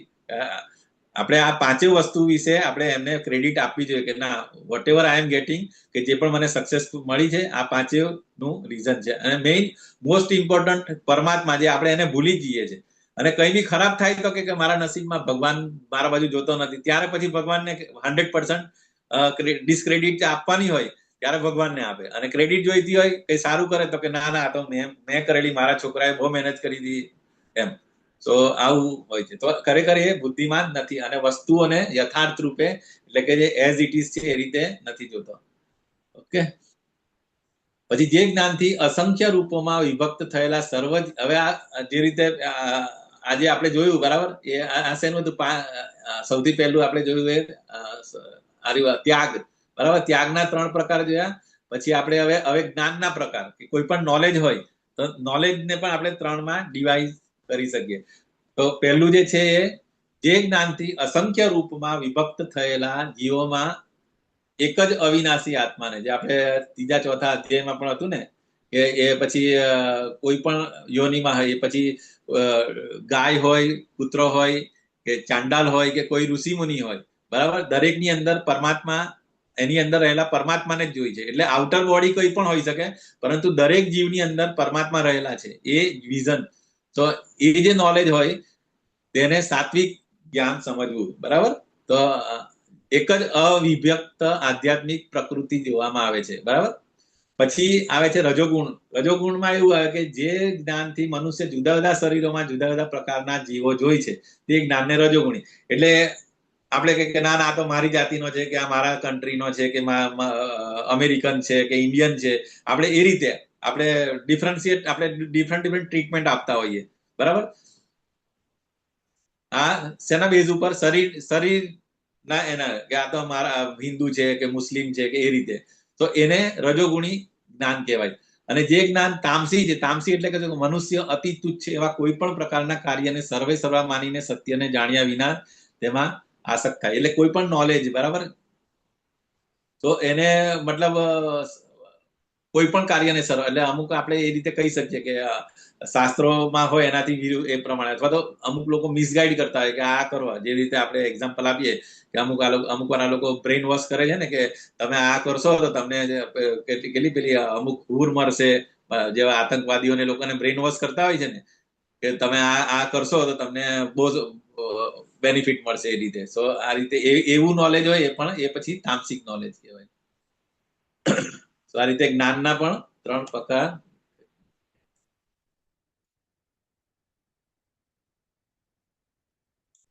પછી કર્મના પ્રકાર, જે રીતે જ્ઞાનના પ્રકાર છે એવી રીતે કર્મના પ્રકાર. કર્મ તો આપણે ઓલરેડી આગળના ચેપ્ટરમાં જોયું છે, પણ છતાં અહીં આગળ આ આખું અગેન રિવિઝન છે ને, એટલે અગેન સેમ વસ્તુ, કે જે કર્મ નિયત થયેલું છે અને જે આસક્તિ, રાગ કે દ્વેષ રહિત ફળની આશા રાખ્યા વગર કરવામાં આવે તેને સાત્વિક કર્મ કહેવાય, બરાબર, કે without any expectation of any fruit. પછી આવે રજોગુણી, કે જે કાર્ય પોતાની ઈચ્છા તૃપ્તિ માટે મહાન પ્રયાસથી અથવા મિથ્યા અહંકારના ભાવથી કરાય છે તે રજોગુણી કહેવાય છે. એટલે રજોગુણી એટલે કે ભાઈ અમુક બહુ મહેનત કરે, રાત દિવસ મહેનત કરતા હોય, 12-16 કલાક મહેનત કરતા હોય પોતાના અમુક ગોલ એચીવ કરવા માટે, બરાબર. જે પણ આપણે બધા નોકરી ધંધો કરતા હોય તો એ ટાઈપનું જે કર્મ આપણે કરીએ, અમુક વાર ઉગ્ર કર્મ કહેવાતું હોય, બરાબર. નાઇટ શિફ્ટ જેવી રીતે આપણે અમુક લોકો નાઇટ શિફ્ટ કરતા હોય મારી જેવા, બરાબર. તો એ બધા ઉગ્ર કર્મ એટલે કે રજોગુણી કેટેગરીમાં આવે, બરાબર. અને તામસી એટલે કે જે કર્મ મોહવશ શાસ્ત્રોક્ત આદેશની અવગણના કરીને અને ભાવિ બંધનની પરવા કર્યા વિના અથવા હિંસા કે બીજાને દુઃખ આપવા કરવામાં આવે. તો જે પેલું નોલેજ બી પેલું આ તામસી એટલે અને એ પ્રમાણે પછી કર્મ, જે મેં કીધું ને કે અમુક આતંકવાદીઓ અથવા મોટા મોટા એટમ બોમ્બ ને આ બધું કરતા હોય લોકોને હેરાન કરવા માટે, તો એ બીજા લોકોને હેરાન કરવા માટે અથવા તો હિંસા અથવા દુઃખ આપવા માટે કરવામાં આવે છે. અને એ લોકોને ખબર નથી કે આ બધી એક્ટિવિટી કરીશું તો આપણને પ્રીવિયસ લાઈફમાં બહુ તકલીફ પડશે, અથવા તો આપણે નીચેલા યોનિમાં આપણને જવું પડશે, બરાબર, નર્કમાં. તો એ બધી વસ્તુ આ કર્મ પ્રમાણે અહીંયા આગળ તામસિક કર્મ એ કેટેગરીમાં આવે છે, બરાબર. તો જ્ઞાન થઈ ગયું, કર્મ થઈ ગયું, અને હવે કર્તા, બરાબર. કર્તા એટલે કે જે કરે છે એને પણ 3 કેટેગરીની અંદર અહીંયા. તો કે સાત્વિક કર્તા કોને કહેવાય? તો જે મનુષ્ય ભૌતિક ગુણના સંસર્ગથી રહિત, અહંકાર વગર ધૈર્ય તથા ઉત્સાહપૂર્વક પોતાના કર્મ કરે છે અને સફળતા કે નિષ્ફળતામાં અવિચલિત રહે છે તેને સાત્વિક કરતા કહેવાય છે. બેસ્ટ એક્ઝામ્પલ શ્રીલા પ્રભુપાદ એ બહુ મોટા બિઝનેસમેન હતા, બરાબર. એમની pharmacy, he was a chemical, એમનું બેકગ્રાઉન્ડ હતું અને એમની ફાર્મસી હતી, બહુ મોટા બિઝનેસમેન હતા. પરંતુ જે પણ એમના લાઈફની અંદર જે બધું થતું હતું, બરાબર, એમના ફેમિલી તરફથી સપોર્ટ નતો, પછી એક ટાઈમ એવો આવ્યો કે એમનો બિઝનેસ બી બંધ થઈ ગયો, બરાબર. પરંતુ દરેક વસ્તુની અંદર એ ભગવાનની ઈચ્છા જોતા હોય છે, બરાબર. પછી બીજું એક્ઝામ્પલ આપણે કુંતી મહારાણીનું આપીએ કે એમની લાઈફની અંદર કેટલી તકલીફો હતી, પણ છતાં પણ એમનું જે આઉટલુક હતું એ ક્યારેય કમ્પ્લેનિંગ નેચરમાં નહીં, એ તો ભગવાનના રિલેટિવ. અમલસાર થઈને જશે કે ના પૂછવું પડે તો ગણદેવી કે અમલસાર. માતાજી તમારું કોણ છે? કોહોસ્ટ મ્યુટ કરો. તો આ રીતે કે ભૌતિક ગુણના સંસર્ગથી રહિત અહંકાર અને ધૈર્ય તથા ઉત્સાહપૂર્વક પોતાના કર્મ કરે છે. એમને 22 વર્ષની એમને જે કેટલા વર્ષ એમના ગુરુ મહારાજે જે ફર્સ્ટ મીટિંગમાં જે ઇન્સ્ટ્રક્શન આપેલી હતી કે ભાઈ તારે તમારું ઇંગ્લિશ સારું છે, તમારે ઇંગ્લિશની અંદર પ્રીચ કરવાનું છે વેસ્ટર્ન કન્ટ્રીમાં. તો એ 40 વર્ષ પછી એમણે, જયારે ભલે એમને ફેવરેબલ કન્ડિશન આવી, પણ છતાં બી એમનો ગોલ ક્લિયર હતો કે મારે મારા ગુરુ મહારાજનું કામ કરવાનું છે, બરાબર. તો એના માટે જે પણ ચેલેન્જીસ આવે એમાં ધૈર્ય અને ઉત્સાહપૂર્વક પોતાનું કર્મ કરતા જાય છે. અને આ રીતે આપણે એટ એન્ડ આપણે જોઈએ કે જયારે એમને કેટલું સક્સેસ મળે છે. અને એટલે આ રીતે સાત્વિક કરતા આ રીતે કહેવાય છે, બરાબર. શ્રીલા પ્રભુપાદના એક્ઝામ્પલથી આપણે સમજી શકીએ. પછી બીજા કે જે રજોગુણી કરતા, કે જે કરતા કર્મ અને કર્મફળમાં આસક્તિ રાખીને ભાઈ કયા પ્રોફેશનમાં મને વધારે પૈસા મળે, મેડિકલમાં, એન્જિનિયરિંગમાં કે આઈટીમાં, એ પ્રમાણે ભાઈ એમનો ગોલ શું હોય કે ભાઈ મને મેક્સિમમ પેકેજ શેમાં મળે એ જ હોવું, બરાબર. તો જે કરતા કર્મ અને કર્મફળમાં આસક્તિ રાખીને ફળ ભોગવવાની ઈચ્છા રાખે, બરાબર. એની પાછળનો હેતુ શું કે ભાઈ મને વધારે મોટું પેકેજ મળશે તો મને સારી ફેસિલિટી મળશે, સારી પત્ની મળશે, સારું પોઝિશન મળશે, અને હું I can enjoy and control people. તો આ રીતે, અને એ રેસની અંદર શું થાય, એ લોભી જ બનતો જાય. એને ગમે એટલું વધારે પેકેજ હોય તો પણ એ તરત કે ના હજી મને વધારે જોઈએ. એક ફેક્ટરી હોય તો 2 ફેક્ટરી, બરાબર. તો આ રીતે એક કાર હોય તો 2 કાર, અથવા તો પછી એક ફ્લેટ હોય તો બીજા 2 ફ્લેટ કેવી રીતે થાય. એના માટે લોભી પછી હંમેશા ઈર્ષા કરે. લોભી હોય એટલે ઈર્ષા આવી જાય કે ભાઈ અમે સેમ મહેનત કરીએ, આની પાસે આટલું છે, તો એ ઈર્ષા પણ કરે. અને અપવિત્ર તથા વિચલિત થનારો હોય છે. અને એના માટે જે પણ શોર્ટકટ્સ અપનાવવાના હોય એ પણ એ અપનાવવા માટે કરતા હોય છે, બરાબર. તો આ રીતે એ જે કરતા હોય એને રાજસી અથવા રજોગુણી કેટેગરીમાં આપણે મૂકી શકીએ. અહીંયા એને ખાવામાં પણ જો પૈસા ડોલર દેખાય છે ને, બરાબર. તો પેલું કહે ને કે પથારીમાં પણ પૈસા, જમવામાં પૈસા, અને પૈસા સિવાય બીજું કશું દેખાતું જ ના હોય. તો દેટ ઇઝ રજોગુણી. અને તમોગુણી, બરાબર, જે ટેરરિસ્ટ એક્ટિવિટીઝ જે કરતા હોય, દેટ ઇઝ અહીંયા એ કીધું કે જે કરતા હંમેશા શાસ્ત્રાજ્ઞા વિરુદ્ધ કાર્ય કરે છે, જે ભૌતિકતાવાદી, જિદ્દી, કપટી તથા અન્ય લોકોનું અપમાન કરવામાં કાબેલ હોય છે, અને જે સદા આળસુ, ખિન્ન તથા કામ કરવામાં નાહક ઢીલ કરનારા હોય ને તમોગુણી કહેવાય છે. તો આ રીતે ક્લિયર છે તમોગુણી, રજોગુણી અને સાત્વિક. કરતા કોને? તો કરતા કર્મ, બરાબર. હવે આગળ હવે બુદ્ધિ, કે તમારી બુદ્ધિ બી રજોગુણી છે, સત્વગુણી છે કે તમોગુણી છે, એ કઈ રીતે તમે જ્ઞાન ક્યાંથી લો છો, કોની પાસેથી લો છો, બરાબર, એના ઉપર તમારી બુદ્ધિ પણ ડિસ્ક્રિમિનેટ થતી હોય છે. તો સૌથી પહેલા આપણે જોઈએ સત્વગુણી બુદ્ધિ કોને કહેવાય. તો કે એ પાર્થ જે સમજણ દ્વારા મનુષ્ય જાણી શકે છે કે શું કરવા યોગ્ય છે અને શું કરવા યોગ્ય નથી, બરાબર. જે શેનો ભય રાખવો જોઈએ અને શેનાથી ભય પામવું જોઈએ, શું બંધન કરતા છે અને શું મુક્તિ કરનાર છે, તે સત્વ ગુણમાં રહેલી બુદ્ધિ છે. તો આ ટાઈપની બુદ્ધિ કેળવવી જોઈએ તો આપણે આ ટાઈપનું નોલેજ પણ મળવું જોઈએ. તો એ આ ટાઈપનું નોલેજ આપણને ક્યાં મળે? આજકાલ સ્કૂલની અંદર આ ટાઈપનું નોલેજ મળે છે કે આપણી બુદ્ધિ ખરેખર ડિસ્ક્રિમિનેટ કરી શકે કે શું કરવું જોઈએ, શું ન કરવું જોઈએ, અથવા શાસ્ત્રોનું જ્ઞાન આપણે આપે છે? કોઈ એજ્યુકેશનમાં શાસ્ત્રનું જ્ઞાન આપણને આવતું નથી. ઇવન તમે નાનપણથી પહેલા તો આપણે ભણવામાં અમુક એવું મોરલ સ્ટોરી આવતી હતી, બરાબર, આપણા શાસ્ત્ર, રામાયણ, મહાભારતની એવી. પણ હવે જે અહીંયાના પર બસ થોડી આવવાની છે. માતાજી રાખો, પણ અત્યારના આજકાલના એજ્યુકેશન ની અંદર આ બધી વસ્તુ ટોટલ મિસિંગ છે. બસ કેવી રીતે મેક્સિમમ મતલબ બેનિફિટ થાય, બરાબર, શેનાથી પૈસા વધારે કમાવે એની અંદર. સો શું કર મતલબ ડૂઝ અને ડોન્ટ્સ એ બધું આજે ગુરુ સાધુ અને શાસ્ત્ર, ગુરુ સાધુ શાસ્ત્ર અથવા જે આપણે જે સ્ક્રિપ્ચર્સ છે, બરાબર, મોરલ ક્યારે આવે કે ત્યારે તમે રામાયણની ઇવન આજકાલના છોકરાઓને રામાયણમાં આવતા મતલબ રામના કેટલી મમ્મી હતી, એમના ભાઈઓ કોણ હતા, કશું જ કંઈ જ ખબર નથી. તો પછી એમના જે કલ્ચર, એમનું મોરલ એમનામાં કેવી રીતે આવશે? એની જગ્યાએ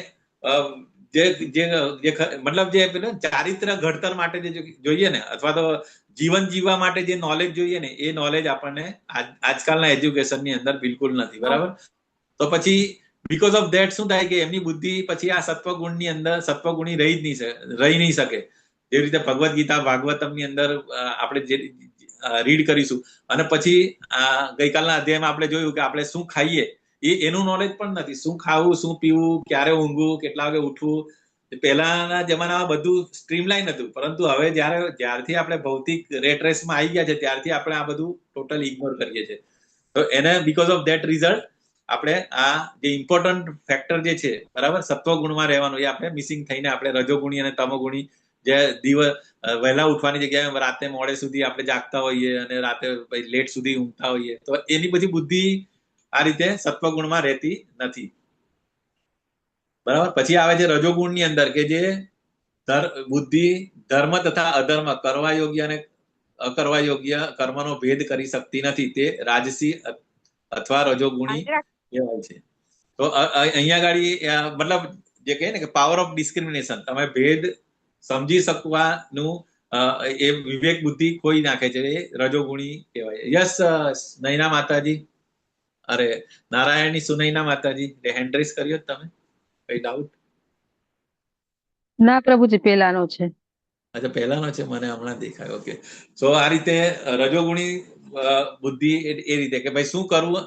પહેલામાં સત્વગુણની અંદર તો ક્લિયર કટ છે કે શું કરવું જોઈએ અને શું નહીં કરવું. જ્યારે આની અંદર એનો ભેદ નથી કરી શકતી, બરાબર. અને તમોગુણની અંદર ટોટલ ઉલટું, કે જે નહીં કરવાનું કરે છે. જે એનું એક્ઝામ્પલ આપણે આપીએ કે જે બુદ્ધિ મોહ અને અહંકારને વશ થઈને અધર્મ અને ધર્મ અને ધર્મ ને અધર્મ માને છે, બરાબર. જેવી રીતે આપણે એક્ઝામ્પલ જોઈએ તો દુર્યોધન, બરાબર, એને ખબર હતું એમ તો કે ધર્મ કોને કહેવાય કે અને અધર્મ, છતાં પણ કે એની પહેલેથી જ એને ટ્રીટમેન્ટ એ રીતે મળેલી હતી, એનું એસોસિએશન એવું હતું, બરાબર. તો એ પેલું કે ને જાનામી ધર્મમ નચ મે પ્રવૃત્તિ, અને યુધિષ્ઠિરનું ટોટલ ઉલટું હતું, બરાબર. કે હું એટલે આપણે બંનેનું એક્ઝામ્પલ લઈએ, યુધિષ્ઠિર મહારાજનું અને દુર્યોધનનું, તો આપણે આ ક્લિયર કટ ક્લેરિટી આવી જાય, બરાબર, કે ધર્મ શું છે અને એને ઇમ્પ્લિમેન્ટ કરવું, અને અધર્મ શું છે એનું આખું વિવેક બુદ્ધિ હોય છે. તો આ પ્રમાણની આપણી બુદ્ધિ જે હોય એ 3 પ્રકારની હોઈ શકે.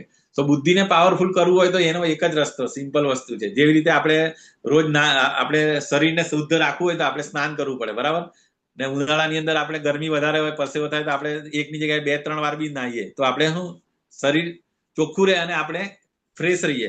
એવી રીતે બુદ્ધિને આપણે તાજી રાખવી હોય અને બુદ્ધિને પાવરફુલ રાખવી હોય તો એના માટે એક જ સોલ્યુશન છે કે તમે સ્ક્રિપ્ચર્સનું રીડિંગ કરો, રામાયણ, મહાભારત, ભગવદ્ ગીતા, ભાગવતમ. તો તમને ક્લિયર કટ ખબર પડે કે શું કરવું જોઈએ, શું ન કરવું જોઈએ, શું કરવાથી શું રિઝલ્ટ આવે, અને પાસ્ટમાં કયા કયા લોકોને. સો એના માટે એટલે શાસ્ત્રોનું અધ્યયન, ધેટ ઇઝ કોલ્ડ, એનાથી આપણી બુદ્ધિ પાવરફુલ થતી હોય છે, બરાબર. અને એવી રીતે ત્રીજું મનને પાવરફુલ કરવું હોય તો શું? પ્રેયર્સ આપણે કરતા હોય. આપણે નાના હતા ત્યારે સ્કૂલમાં પણ આપણે પ્રાર્થના કરતા હતા, બરાબર. તો પ્રાર્થના એ આત્માનો ખોરાક છે એવું કહે ને, અને એનાથી માઇન્ડ તમારું પ્યોરિફાય થતું હોય છે.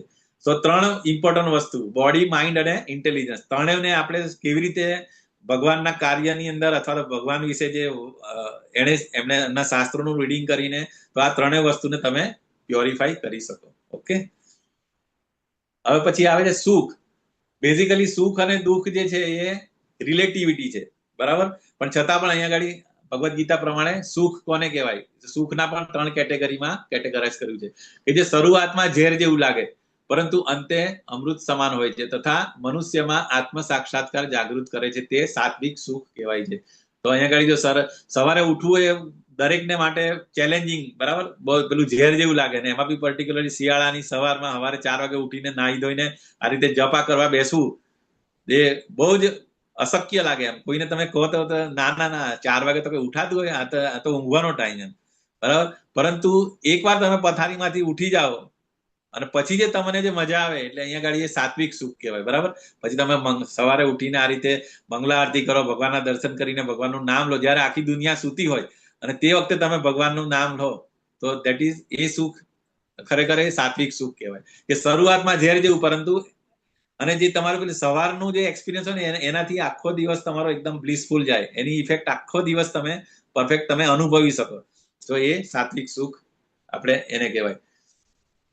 હવે રજોગુણી સુખ કોને કહેવાય? કે જે સુખ ઇન્દ્રિયો દ્વારા તેમના વિષયોના સંસર્ગથી પ્રાપ્ત થાય છે, બરાબર. આપણને ખબર છે કે 5 જ્ઞાનેન્દ્રિયો અને 5 કર્મેન્દ્રિયો. આપણે સારું સારું જોવાનું, સારું સારું સાંભળવાનું, સારું સારું ખાવાનું, બરાબર. આપણે ઇન્દ્રિયોની પાછળ જતા હોય અને ઇન્દ્રિયો એટલે હું એને વિષયના ભોગો, કે સારું સારું જોવું એટલે એ એનો ભોગ, ઇન્દ્રિય જોવાની, બરાબર. એવી રીતે દરેક ઇન્દ્રિયોના અલગ અલગ વિષય ભોગ હોય. તો એની એટલે એવું સુખ કે જે ઇન્દ્રિયો અને વિષયોના સંસર્ગથી પ્રાપ્ત થાય છે.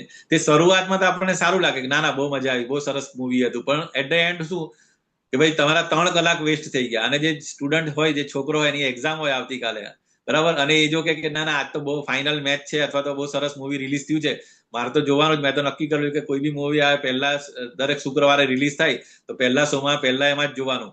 તો એનાથી ત્યારે એને એ લાગે સારું, પણ બધું રિઝલ્ટ જે આવે એક્ઝામમાં ફેલ થાય છે અથવા એને સક્સેસ ના મળે તો પછી એ રિઝલ્ટ કેવું હોય? ઝેર જેવું લાગે, બરાબર. તો એ રજોગુણ કહેવાય. ઓકે. સો આ રીતે ઇન્દ્રિયો અને વિષયોના સંસર્ગથી આપણે મતલબ આગળ સેકન્ડ ચેપ્ટરમાં શીખેલા ને કાચબાની એનાલોજીથી, કે ક્યારે આપણે વિષયથી આપણે વિડ્રો કરવાનું, એ કાચબા પાસેથી શીખવું જોઈએ આપણે. કે અમુક વાર બહુ એટ્રેક્ટિવ હોય પરંતુ આપણે વિવેક બુદ્ધિથી વિચારે કે ના અત્યારે આ નહીં કરવું જોઈએ, અત્યારે મારું ફોકસ આ હોવું જોઈએ. તો એ વિવેક બુદ્ધિ આપણે ભગવદ્ ગીતા આપણને શીખવાડે છે. તો રજોગુણી, આને રજોગુણી કહેવાય, બરાબર, સુખના પ્રકાર. અને તમોગુણી સુખ એટલે શું? કે જે સુખ આત્મ સાક્ષાત્કાર પ્રાપ્તિ પ્રતિ અંધ છે. એટલે એને જે અલ્ટિમેટ ગોલ જે છે, આપણે જે હ્યુમન લાઈફ મળી છે 84 લાખ યોની પછી આપણને હ્યુમન લાઈફ મળી છે, તો હ્યુમન લાઈફનો ગોલ શું? કે ભાઈ જીવેર સ્વરૂપ હોય કૃષ્ણ નિત્યદાસ, કૃષ્ણની સેવા કરવી જોઈએ. એની જગ્યાએ આપણે આપણી ઇન્દ્રિયોની, શરીરની, બીજું જે નહીં કરવાની સેવા કરતા હોય અને એનાથી આપણે કહેવાતું સુખ આપણે કહે, પરંતુ એ ફક્ત ભ્રમણા છે. કે ને શરૂઆતથી અંત સુધી ભ્રમણા છે. અને જે નિંદ્રા, આળસ તથા પ્રમાદમાંથી ઉત્પન્ન થાય છે. જે અહીંયા ગાડી એક્ઝામ્પલ આ લોકો એનું આપ્યું છે, જે લોકો ડ્રગ એડિક્શન કરતા હોય, તો એ લોકોને અમુક તો પેલા ડ્રગ લેતા હોય ને, ઇન્જેક્શન લઈને કરતા હોય, તો એમને એમાં પણ પેન હોય અને અંતે બી પેન. સો આ જે તામસિક સુખ જે હોય એ શરૂઆતમાં પણ દુઃખદાયક અને અંતમાં પણ દુઃખદાયક હોય છે, બરાબર. તો આ રીતે સુખના પણ પ્રકાર જોયા. હવે ઇમ્પોર્ટન્ટ વસ્તુ આપણી અંદર કઈ ક્વોલિટીઝ છે બાય બર્થ, બરાબર. આપણે નોર્મલી કેવું કે હા બ્રાહ્મણનો પુત્ર બ્રાહ્મણ, ક્ષત્રિયનો પુત્ર ક્ષત્રિય, એ રીતે આપણે. પરંતુ ભગવદ્ ગીતામાં ભગવાને શું કીધું? 4થા અધ્યાયમાં પણ કીધું હતું ને, ચાતુર્વર્ણા મયા સૃષ્ટમ ગુણ કર્મ વિભાગ હશે. તો ગુણ અને કર્મથી ખરેખર ડિવિઝન છે, નોટ બાય બર્થ. સો અહીંયા ગાડી 4 કેટેગરી જે છે, બરાબર. તો એમાં અહીંયા બ્રાહ્મણમાં કઈ કઈ ક્વોલિટી હોવી જોઈએ તેના વિશે વાત થઈ છે. કે સમોદમસ તપસૌચમ ક્ષાંતિરાર્જવમ એવચ જ્ઞાનમ વિજ્ઞાનમ આસ્તિક્યમ બ્રહ્મ કર્મ સ્વભાવજમ. તો તમારા નેચરમાં આ જે ક્વોલિટી હોય ને તો તમે બ્રાહ્મણ, ભલે તમારો જન્મ શુદ્ર કે વૈશ્યમાં થયો હતો, પણ તમારામાં જો આ ક્વોલિટી હોય, શાંતિ, પ્રિયતા, આત્મસંયમ, તપ, પવિત્રતા, સહિષ્ણુતા, સત્યનિષ્ઠા, જ્ઞાન, વિજ્ઞાન અને ધાર્મિકતા, બરાબર. તમે બ્રાહ્મણનો પુત્ર થઈને બીજો સંધ્યા ના કરે અથવા તમે જપ તપ ના કરતા હોય, એકાદશી ના કરતા હોય, તો યુ આર નોટ બ્રાહ્મણ. તમે બ્રહ્મ બંધુ, બરાબર. તમે બ્રાહ્મણના ફ્રેન્ડ, પરંતુ બ્રાહ્મણ ખરેખર કર્મ તપ પણ આપણા હોવા જોઈએ. તો એ બ્રાહ્મણો આ 7 ક્વોલિટી 9 ક્વોલિટી હોય તો એના થકી એ બ્રાહ્મણો કર્મ કરે છે. એવી રીતે પછી ક્ષત્રિય વિશે, ક્ષત્રિયની અંદર વીરતા, શક્તિ, સંકલ્પ, દક્ષતા, યુદ્ધમાં ધૈર્ય, ઉદારતા અને નેતૃત્વ. બ્રાહ્મણમાં 9 ક્વોલિટીઝ હતી, 9 ક્વોલિટી હતી. ક્ષત્રિયની અંદર 7 ક્વોલિટીઝ છે. આ 7 ક્વોલિટીઝ જો હોય તો એ ખરા અર્થમાં ક્ષત્રિય કહેવાય, બરાબર. તો એ ક્ષત્રિયના સ્વાભાવિક લક્ષણો છે. તો અમુક ક્ષત્રિય પણ હોય પરંતુ આમાં એમાં ના હોય, બરાબર. તો એમાં પાવરફુલ ના હોય અથવા તો આ રીતે ઉદારતા નેતૃત્વની મતલબ નેતૃત્વ એટલે એડમિનિસ્ટ્રેશન પાવર ના હોય તો બરાબર, તો એને એક ક્ષત્રિયમાં નહીં આવે. અને પછી આવે છે વૈશ્ય શૂદ્ર વૈશ્ય. તો ખેતી ગોરક્ષા અને વેપાર એ વૈશ્યોના સ્વાભાવિક કર્મ છે. એની વૈશ્ય એટલે જેમ જેમ તમારે બ્રાહ્મણ ક્ષત્રિય વૈશ્ય એમ ક્વોલિટીની રિક્વાયરમેન્ટ ઓછી થતી જાય છે. પહેલામાં 9, પછી 7, પછી વૈશ્યની અંદર 3 ક્વોલિટી. બેઝિકલી જે બિઝનેસ છે અથવા ખેતી અને પશુપાલન કરે અથવા વ્યાપાર કરે એ વૈશ્યોની એમાં આવે. અને છેલ્લે જો આ 3 કેટેગરીમાં ના હોય તો એમને પછી શું કરવાની, જે બાકીના 3 વર્ણ હોય એ લોકોની સેવા કરવાની, બરાબર. તો એમની શ્રમ અને બીજાઓની સેવા કરવી એ શૂદ્રના કર્મ છે. તો કલિયુગની અંદર બધા શૂદ્ર છે. કલો શૂદ્ર સંભવમ એટલે આપણે બધા by birth we all are shudra, પરંતુ આપણે ક્વોલિટીઝ કલ્ટિવેટ કરવાની છે. આપણે એ ક્યારે ખબર પડે, આપણે જે રીતે ગુરુ સાધુ શાસ્ત્રનો સંસર્ગ કરીએ, આપણે એસોસિએશનમાં આવે તો આપણે ખબર પડે કે નહીં આપણે જપ કરવો જોઈએ, આપણે ભગવાનને યાદ કરવું જોઈએ, આપણે પવિત્રતા રાખવી જોઈએ, આપણે શાસ્ત્રોનું પઠન પાઠન કરવું જોઈએ. તો ઇવન તો આપણે બધા કહેવાતા કલિયુગની અંદર શૂદ્ર છે, પરંતુ આપણે બ્રાહ્મણની ક્વોલિટી કલ્ટિવેટ કરી શકીએ, બરાબર. અને તો જ ભગવાને એ રીતે જ કીધું છે કે ગુણ અને ક્વોલિટી લાવો તો પછી તમે આ રીતે એ થાય છે, બરાબર. તો આપણે ચારે વર્ણ વિશે જોયું, ડિપેન્ડિંગ ઓન ક્વોલિટીઝ. ઓકે, આગળ જતા હવે અને મેઇન આ 4 વર્ણનો પર્પસ શું છે અલ્ટિમેટલી. તમે કોઈ બી જગ્યાએ હોય 4 વર્ણ કે 4 આશ્રમ, ટોટલ 8 ક્લાસિફિકેશન કહીએ આપણે આપણી લાઈફને, તો એમનો અલ્ટિમેટ ગોલ શું છે કે ભગવાનના શરણે જઈ શકે, બરાબર. આપણી જાતને પ્યોરિફાઈ કરવાનું. બ્રાહ્મણ હોય તો પણ ભગવાનની સેવા કરવાની હોય. જેવી રીતે આપણે એનાલોજી આપણે આપી શકીએ આપણા શરીરને આપણે ભાગ પાડીએ તો માથું જે છે એ બ્રાહ્મણ છે, બરાબર. પછી હાથ જે છે એ ક્ષત્રિય છે, અને આપણું પેટ જે છે બેલી એ વૈશ્ય છે, અને પગ જે છે એ શૂદ્ર છે. સો આ ચારેય વસ્તુનું પ્રોપર કોઓર્ડિનેશન હોય ને તો બોડી તમારી પરફેક્ટ કામ કરે અને જે ધારે એ કામ કરી શકે, બરાબર.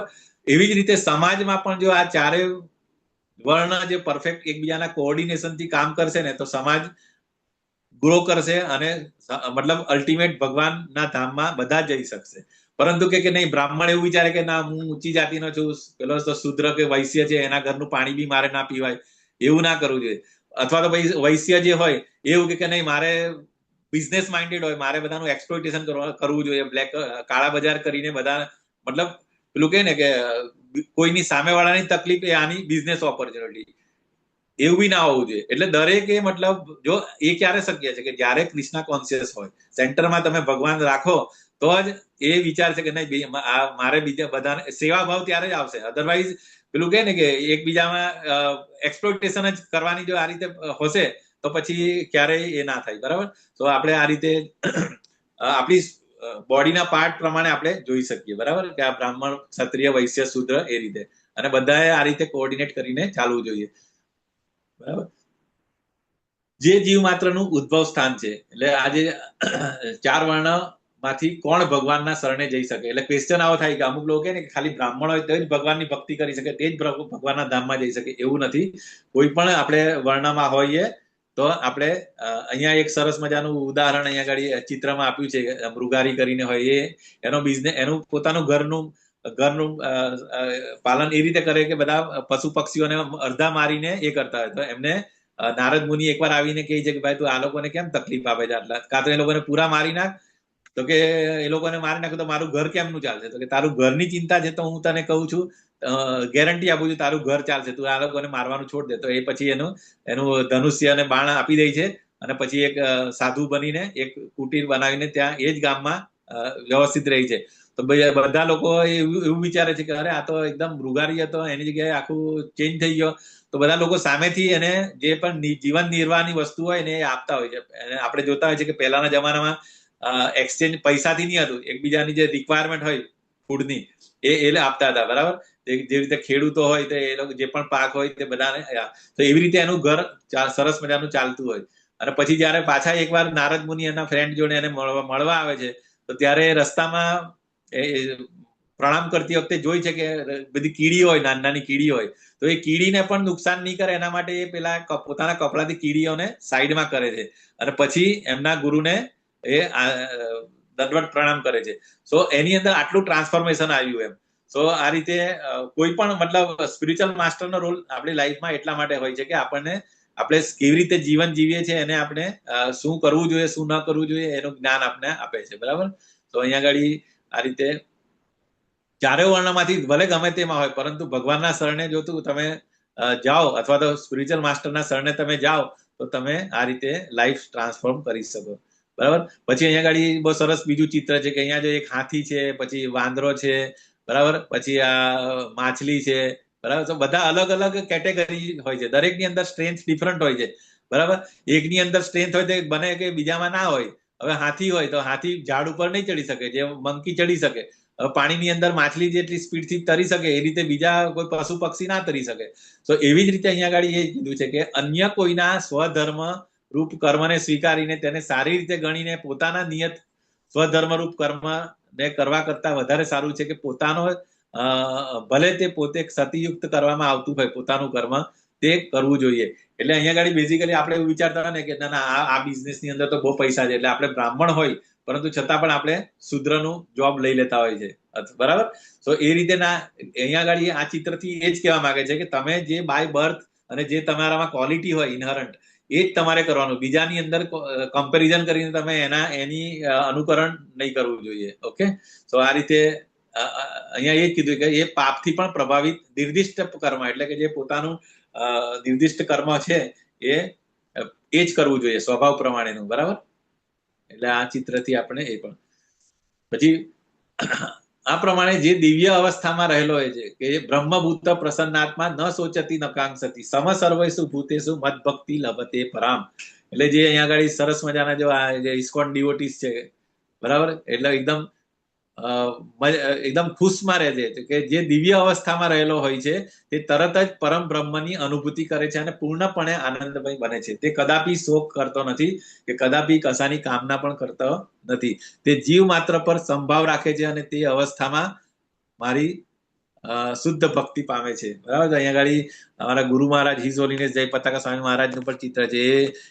એ અમેરિકામાં બિલિયનર હતા, મતલબ બહુ પૈસાવાળા હતા એમના ફેમિલીએ, પરંતુ છતાં એ શ્રીલા પ્રભુપાદને મળીને પછી એમણે જે ઇસ્કોનમાં એમને જોઈન થઈ ગયા અને બધું છોડીને.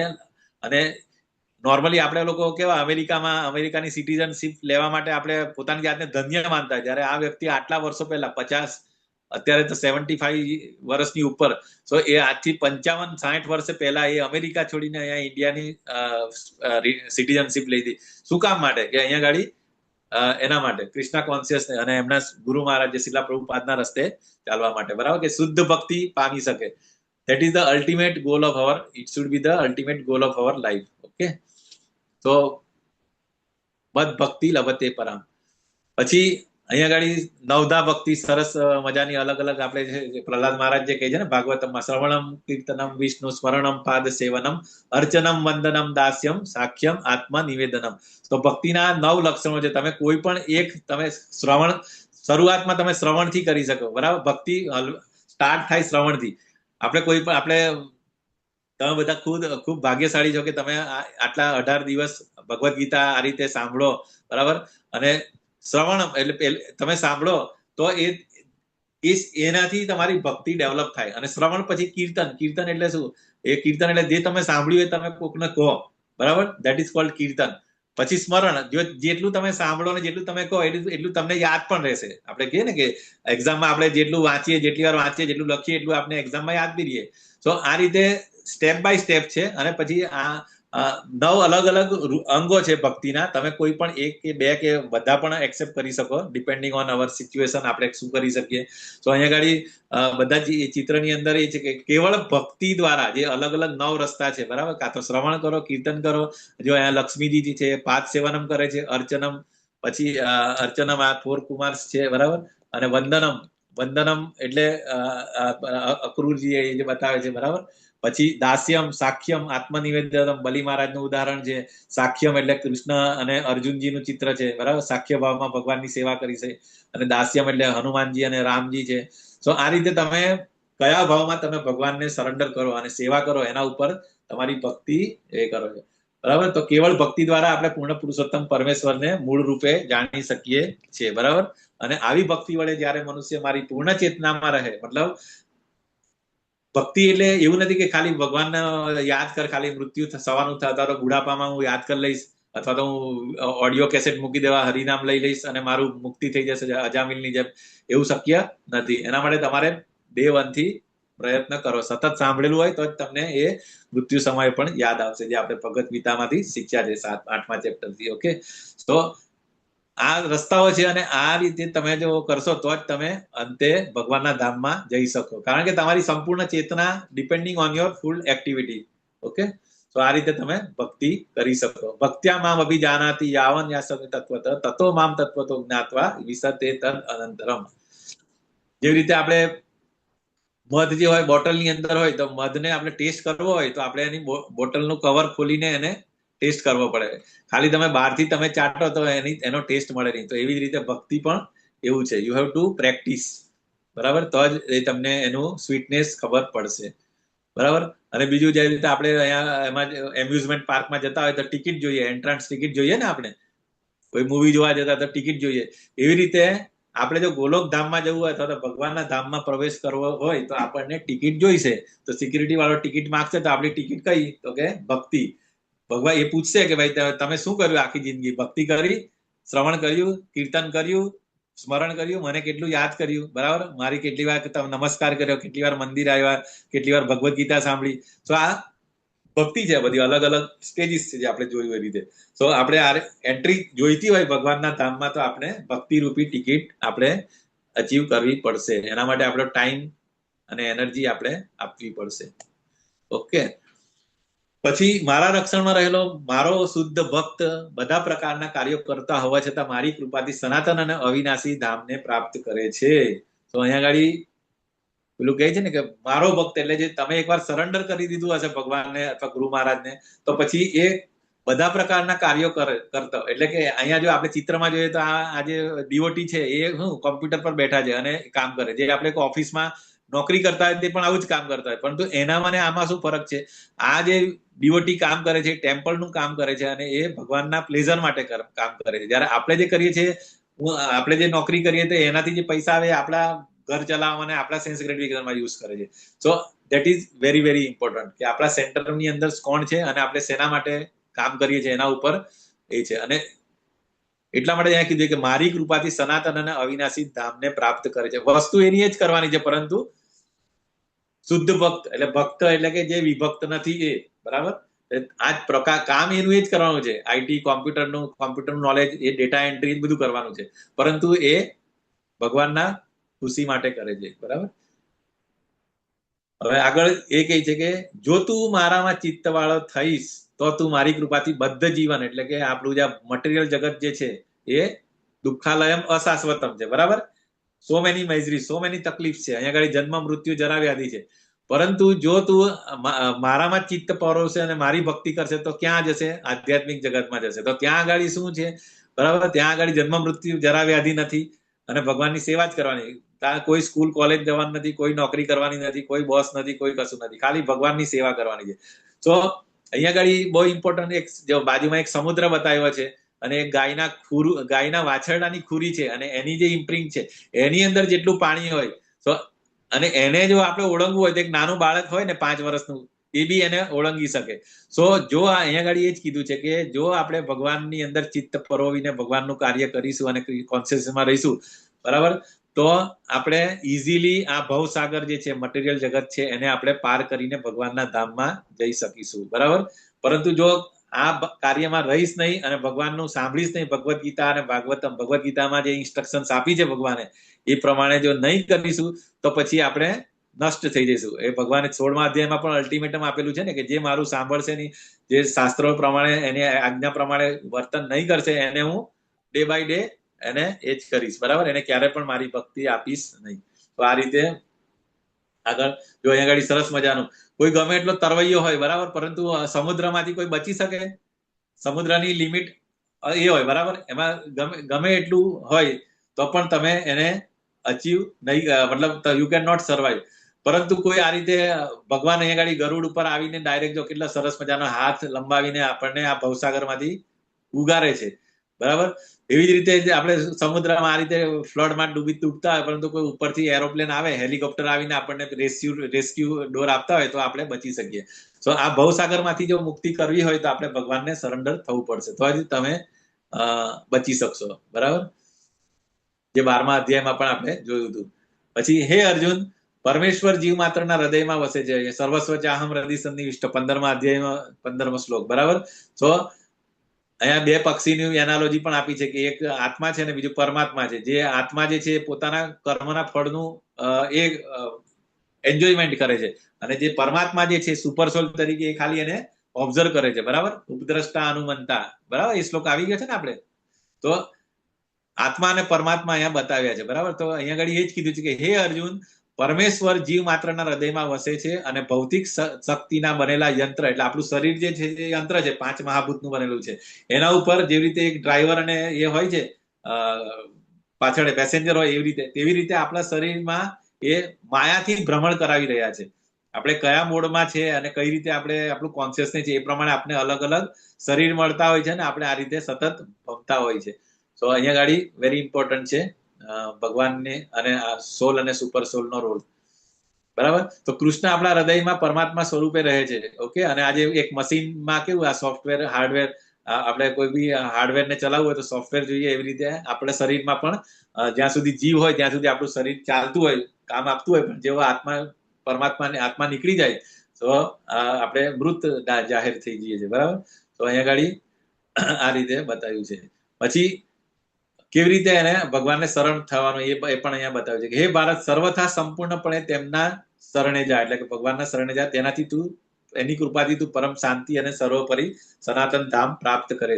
તો અહીંયા આગળ ચિત્રની અંદર જે રાજા જે છે બરાબર, જગન્નાથ યાત્રા બહાર નીકળે બરાબર, એમની ત્યારે એ રોડ સાફ કરતા હોય છે. તો આ રીતે ભગવાનના કાર્યમાં ગમે એવી મોટી પોઝિશન હોય તો પણ આપણે આપણો ઈગો સાઈડમાં રાખીને આપણે ભગવાનનું કાર્ય કરવું જોઈએ. તો પછી આપણે ભગવાનનું આપણે કૃપા મળીને આપણે એમના સનાતન ધામમાં જઈ શકીએ બરાબર. તો આ રીતે આગળ જઈએ.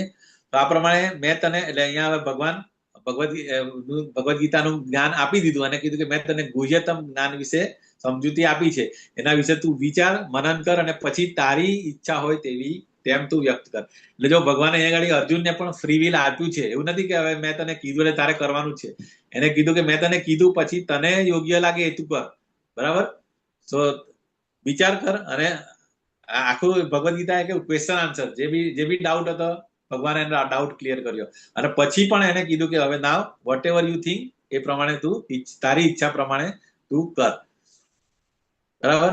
અને જો આ એક પાછો અગેન શ્લોક જે આવ્યો છે 9મા અધ્યાયમાં પણ હતો, 9.35 અને 18.65. ભગવદ ગીતામાં એક જ એવો શ્લોક છે કે જે રિપીટ થયો છે. કયો?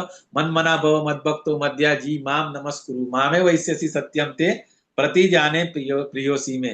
સદૈવ મારું ચિંતન કર, મારો ભક્ત થા, મારી પૂજા કર, મને નમસ્કાર કર. આ 4 વસ્તુ કરવા તો ભગવાનનો ભક્ત થાય.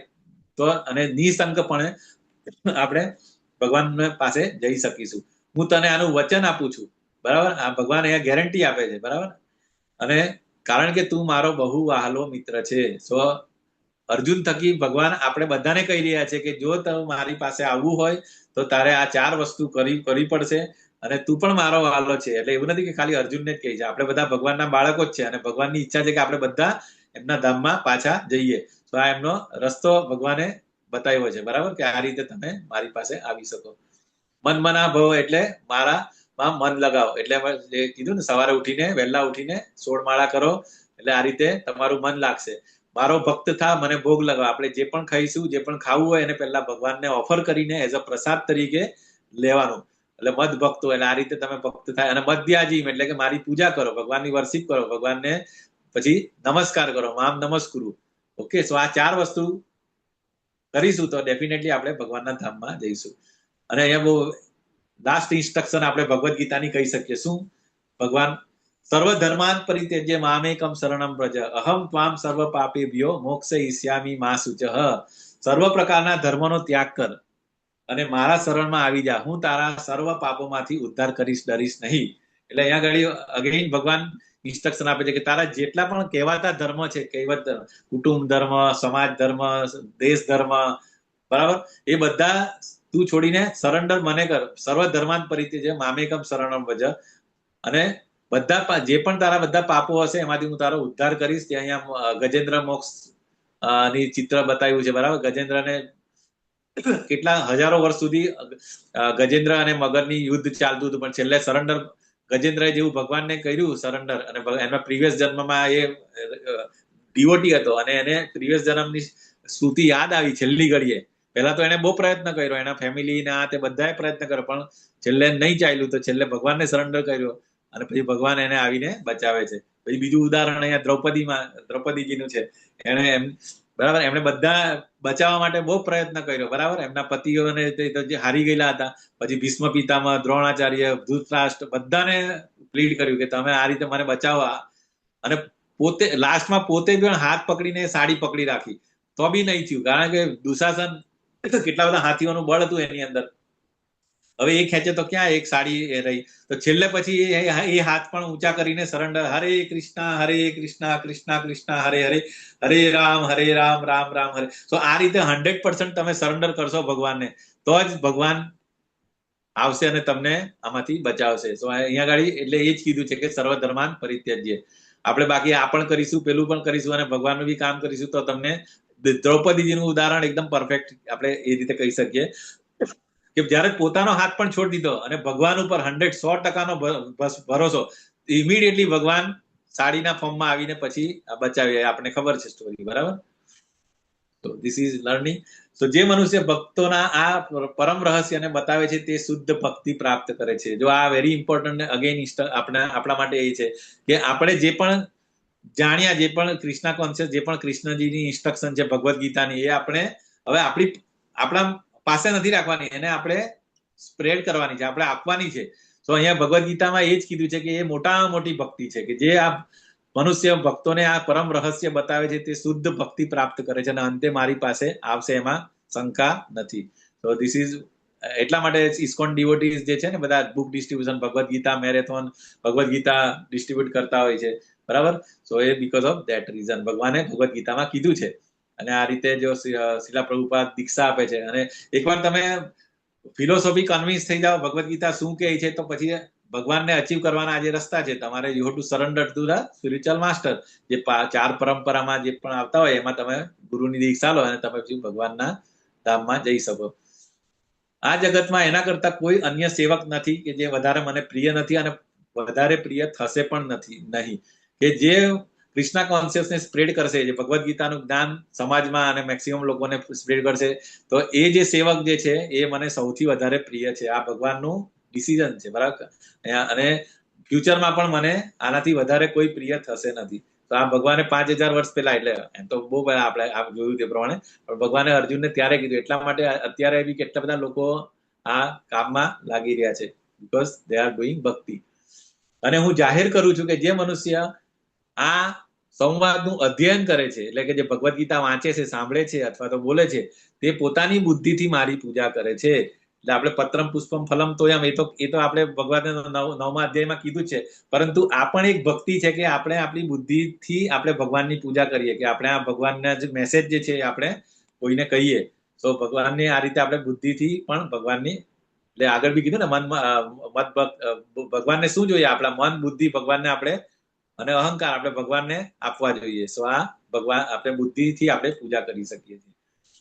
અને જે મનુષ્ય શ્રદ્ધાપૂર્વક અને દ્વેષ રહિત થઈને આ સાંભળે છે, બરાબર, હવે જે વક્તા એટલે એઝ અ પ્રીચર તરીકે, અને જે સાંભળે છે એ પણ, એટલે બંને જણા પ્યોરિફાય, એવું નહીં કે ખાલી સાંભળવાથી જ થાય, જે કહે તે એ પણ થાય, તો એ સર્વ પાપોમાંથી મુક્ત થાય છે અને પુણ્યાત્માઓ શુભ લોકોને પ્રાપ્ત થાય છે. એટલે બંને જે બધાને બેનિફિટ થાય છે, સાંભળવા વાળાને પણ, બોલવા વાળાને પણ. તો એવરીવન બેનિફિટેડ. અર્જુને કહ્યું, હા, હવે આ અર્જુનમાં જે પહેલા જે કીધું ને કે મારે યુદ્ધ નથી કરવું પહેલા અધ્યાયની અંદર, બરાબર, એ જોઈને અને આ ભગવદ ગીતા સાંભળીને એમની અંદર જે ચેન્જ આવ્યો એ અહીંયા અર્જુન કહે છે. શું કે નષ્ટો મોહ સ્મૃતિ લબ્ધ્વા ત્વત પ્રસાદામ મયાચ્યુત સ્થિતોસ્મિ ગત સંદેહ કરીસ્યે વચનમ તવ. અહીંયા અર્જુનજી શું કહે છે કે હે કૃષ્ણ, હે અચ્યુત, તમે હવે મારો મોહ દૂર થઈ ગયો છે. આપની કૃપાથી મને મારી સ્મરણ શક્તિ પાછી મળી ગઈ છે. હવે હું સંશય રહિત અને દ્રઢ છું અને આપના સંદેશ પ્રમાણે કર્મ કરવા તૈયાર છું. So what is the outcome of Bhagavad Gita? Bhagavad Gita સાંભળવાથી આપણી અંદર પણ, જો અર્જુન જેવી આપણા એ મેન્ટાલિટીથી સાંભળીશું તો આપણી અંદર પણ આ વસ્તુ આવવી જોઈએ કે ભગવાને તમે જે પણ ભગવદ ગીતામાં ઇન્સ્ટ્રક્શન આપી છે એનાથી જે પણ મારા ડાઉટ્સ ક્લિયર થઈ ગયા છે અને તમે જે કીધું છે એ પ્રમાણે હવે હું કરીશ.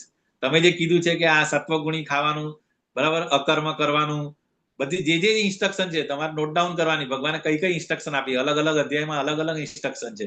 અને છેલ્લી મેઇન આપણે મન મના ભવ મત ભક્તો મધ્યાજીમાં નમસ્કુરુ, એ જો આપણે ડે ટુ ડે લાઈફમાં આપણે ઇમ્પ્લિમેન્ટ કરીશું, બરાબર, તો આપણે અર્જુનની જેમ અહીંયા ગાડી અને કીધું છે કે હવે હું સંશય રહિત થઈ ગયો છું અને તમે જે કીધું એ પ્રમાણે હું તૈયાર છું. તો આપણે પણ આ રીતે તૈયાર થઈ જવું જોઈએ. અને આગળ આપણે 45 મિનિટના કૃષ્ણ અને અર્જુનના સંવાદ બાદ અર્જુન યુદ્ધ કરવા સજ્જ થઈ ગયા હતા. ધીસ ઇઝ ધ ટ્રાન્સફોર્મેશન, બરાબર, કે જે વ્યક્તિ 45 મિનિટ પહેલા કહેતો કે નહીં મારે યુદ્ધ નથી કરવું, હું તો બધું છોડીને જતો રહીશ, દુર્યોધન અને કૌરવે મને મારવો હોય તો માર નાખો, પરંતુ મારે યુદ્ધ નથી કરવું, એ જ અર્જુન ભગવદ ગીતાના મેસેજ સાંભળ્યા પછી યુદ્ધ કરવા તૈયાર થઈ ગયા છે. ઓકે, તો આપણે પણ આપણા ભૌતિક જગતની અંદર જે પણ યુદ્ધ કરી રહ્યા છે, બરાબર, એ યુદ્ધમાં આપણે પરફેક્ટલી ભગવાનને સેન્ટરમાં રાખીને જો કરવું હોય તો આપણે આ ભગવદ ગીતાને આપણા લાઈફમાં જીવવી જોઈશે. આપણે ખાલી મોઢે નથી કરવાની, આપણે ખાલી યાદ નથી રાખવાની, એને આપણે રિયલાઇઝ, આપણે ઇમ્પ્લિમેન્ટેશન કરવાનું છે, બરાબર. સો હવે એ અર્જુનજીની અંદર ચેન્જ થયો. હવે અહીંયા જો બહુ ઇમ્પોર્ટન્ટ વસ્તુ, આ સંજય, આપણે ખબર છે કે સૌથી પહેલો શ્લોક કોનો હતો? કોણે પૂછેલું? ધૃતરાષ્ટ્ર ઉવાચ. ધૃતરાષ્ટ્રે પૂછેલું સંજયને કે ભાઈ આ લોકો મારા છોકરાઓ અને પાંડવો શું કરી રહ્યા છે. અને પછી સંજય લાઈવ ટેલિકાસ્ટ ધૃતરાષ્ટ્રને આપતા હતા. ઓકે, તો એ સંજયની અંદર પણ ટ્રાન્સફોર્મેશન શું આવ્યું એ પણ આ શ્લોકથી આવે છે કે સંજય શું કહે છે કે આ પ્રમાણે મેં અર્જુન અને કૃષ્ણ બંને મહાપુરુષોનો સંવાદ સાંભળ્યો અને અદ્ભુત અને શરીરે રોમાંચ, આ સંદેશ એટલો અદ્ભુત છે કે મારા શરીરે રોમાંચ થાય છે. એટલે આ સંજયની અંદર પણ ટ્રાન્સફોર્મેશન આવી રહ્યું છે. અને પછી એ એના પેલા જે રાજા હતા ને, બરાબર, ધૃતરાષ્ટ્રને પણ કહી દીધું સામેથી કે વ્યાસદેવની કૃપાથી, એટલે વ્યાસદેવ કોણ હતા? અગેન એમને મરસી આપેલી હતી, બરાબર, દિવ્ય દ્રષ્ટિ આપેલી હતી, તો તે જોઈ શક્યા ને. તો વ્યાસદેવને પણ થેન્ક યુ કહે છે કે એમની કૃપાથી મને આ પરમ ગુહ્ય સંવાદ પ્રત્યક્ષપણે યોગેશ્વર કૃષ્ણના મુખેથી અર્જુનને કહેવામાં આવતો હતો તે સાંભળ્યો છે. એટલે એમના ગુરુ મહારાજ એટલે સ્પિરિચ્યુઅલ માસ્ટરને પણ થેન્ક યુ કીધું. અને બીકોઝ ઓફ ધેટ એમણે શું કીધું જો અહીંયા કે હે રાજા, જ્યારે હું એમનો આ અર્જુન અને કૃષ્ણ વચ્ચે થયેલા આ સંવાદને, પવિત્ર અને અદ્ભુત સંવાદનું વારંવાર સ્મરણ કરું છું ત્યારે પ્રતિક્ષણે હર્ષ વિભોર થઈ જાઉં છું. સો સંજય, અને પછી મેઇન અલ્ટિમેટ જે લાસ્ટ શ્લોક જે છે એ પણ કહી રહી છે, બરાબર. શું કહે છે કે યત્ર યોગેશ્વર કૃષ્ણ યત્ર પાર્થ ધનુર્ધરો તત્ર શ્રી વિજયો ધ્રુવાર નીતિ મતિર્મમ. સો જ્યાં યોગેશ્વર કૃષ્ણ છે અને જ્યાં ધનુર્ધર અર્જુન છે ત્યાં ઐશ્વર્ય, વિજય, અસાધારણ શક્તિ તેમજ નીતિ પણ નિશ્ચિતપણે રહે છે, એવો મારો મત છે. મતલબ ત્યાં આગળ પહેલા શરૂઆતથી જ એમને કહી દીધું કે જ્યાં કૃષ્ણ અને અર્જુન છે એનો યુદ્ધ થવાનું છે, બરાબર. આટલું કીધા પછી પણ ધૃતરાષ્ટ્ર ધારતે તો ત્યારે બી યુદ્ધ રોકાવી શકતે, બરાબર, પણ એને બી સંશયાત્મા હતા ને, જેવી રીતે દુર્યોધન, એવી રીતે આ, બરાબર. સો મેઇન વસ્તુ શું, ડિવોટી જે અર્જુન જેવા, બરાબર, નિષ્પાપી હોય, બરાબર, ભગવાનની ઈર્ષા ના કરતા હોય, એટલે આપણું પણ મનસ્થિતિ એવી હશે ને તો જ આપણે ભગવદ ગીતા સમજી શકીશું, જે અર્જુનજી અને સંજયજી સમજી શકેલા હતા, બરાબર.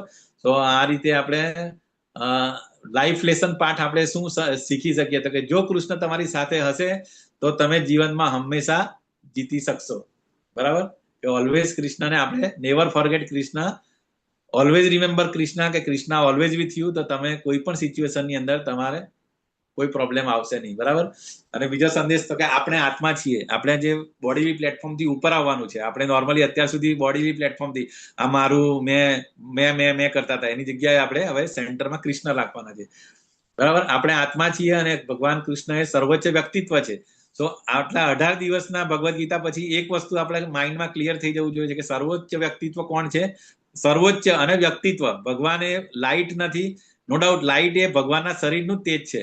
બરાબર. જેવી રીતે ને બ્રહ્મ પરમાત્મા ને ભગવાન, પરંતુ ભગવાન જે છે એ સર્વોચ્ચ વ્યક્તિત્વ છે. He is a person, supreme personality of Godhead. એ વસ્તુ ક્લિયર કટ થઈ જવી જોઈએ. આમાં કોઈ ડાઉટ હોવો જોઈએ નહીં. અને પૂર્ણતા પ્રાપ્ત કરવા માટે ભક્તિમય સેવાઓ શ્રેષ્ઠ પ્રક્રિયા છે. જો આપણે લાઈફને પરફેક્શન કરવી હોય તો પછી એક જ વસ્તુ છે, ભક્તિમય સેવા. એટલી ભક્તિ નથી, ભક્તિમય સેવા, ડિવોશનલ સર્વિસ. ડિવોશન આપણે કહીએ ને કે હા હું ખાલી ભગવાનને યાદ કરું, મતલબ એ કરું, બરાબર, પરંતુ એને સેવા નહીં કરીશ તો સેવા એટલે શું? We have to use our limbs. આપણે આ રીતે ભક્તિમય સેવાઓ શ્રેષ્ઠ પ્રક્રિયા છે. ઓકે, તો ચેન્ટ કરીશું. Chant and be happy. Don't waste our time, precious life. Hare Krishna Krishna Krishna હરે હરે, હરે રામ રામ રામ હરે હરે. સો આ રીતે આજનું આપણું ચેપ્ટર કમ્પ્લીટ થાય છે. Thank you so much for everyone. આજની માળા કરવાની નથી. યસ, કરીશું. અને મેઇન વસ્તુ લેવલ 2 નું કેવી રીતે તમે જોઈન કરી લેજો. આપણું લેવલ 2 4 PM નથી. Once again I M telling you. જે પણ તમને 3 ગ્રુપ ની લિંક શેર કરશે, સવારનો કે બપોર 8 વાગ્યાનો અથવા સાંજનો, 3 માંથી તમે કોઈ પણ એક એટેન્ડ કરી શકશો. એ તમારા વોટ્સઅપ ગ્રુપમાં કદાચ આવશે લિંક. ઓકે, બટ 4 વાગ્યાનો નથી, તો એ તમે ધ્યાન રાખજો. સો આપણે માળા કરીશું સાથે. અહીં તો થોડો લેટ થઈ ગયા છે, પરંતુ માળા તો કરવી જ જોઈએ. અને એકચ્યુઅલી આ આઉટકમ એ જ છે કે એટલીસ્ટ એક માળા તમે કરવાનું સ્ટાર્ટ કરો તો definitely Krishna will be please. Okay, yes Aarti Mataji. Hare Krishna. હરે કૃષ્ણ પ્રભુજી, દંડવત પ્રણામ. પ્રભુજી રેકોર્ડિંગ સ્ટોપ કરજો. અચ્છા, હા, ઓકે. થેન્ક યુ માતાજી.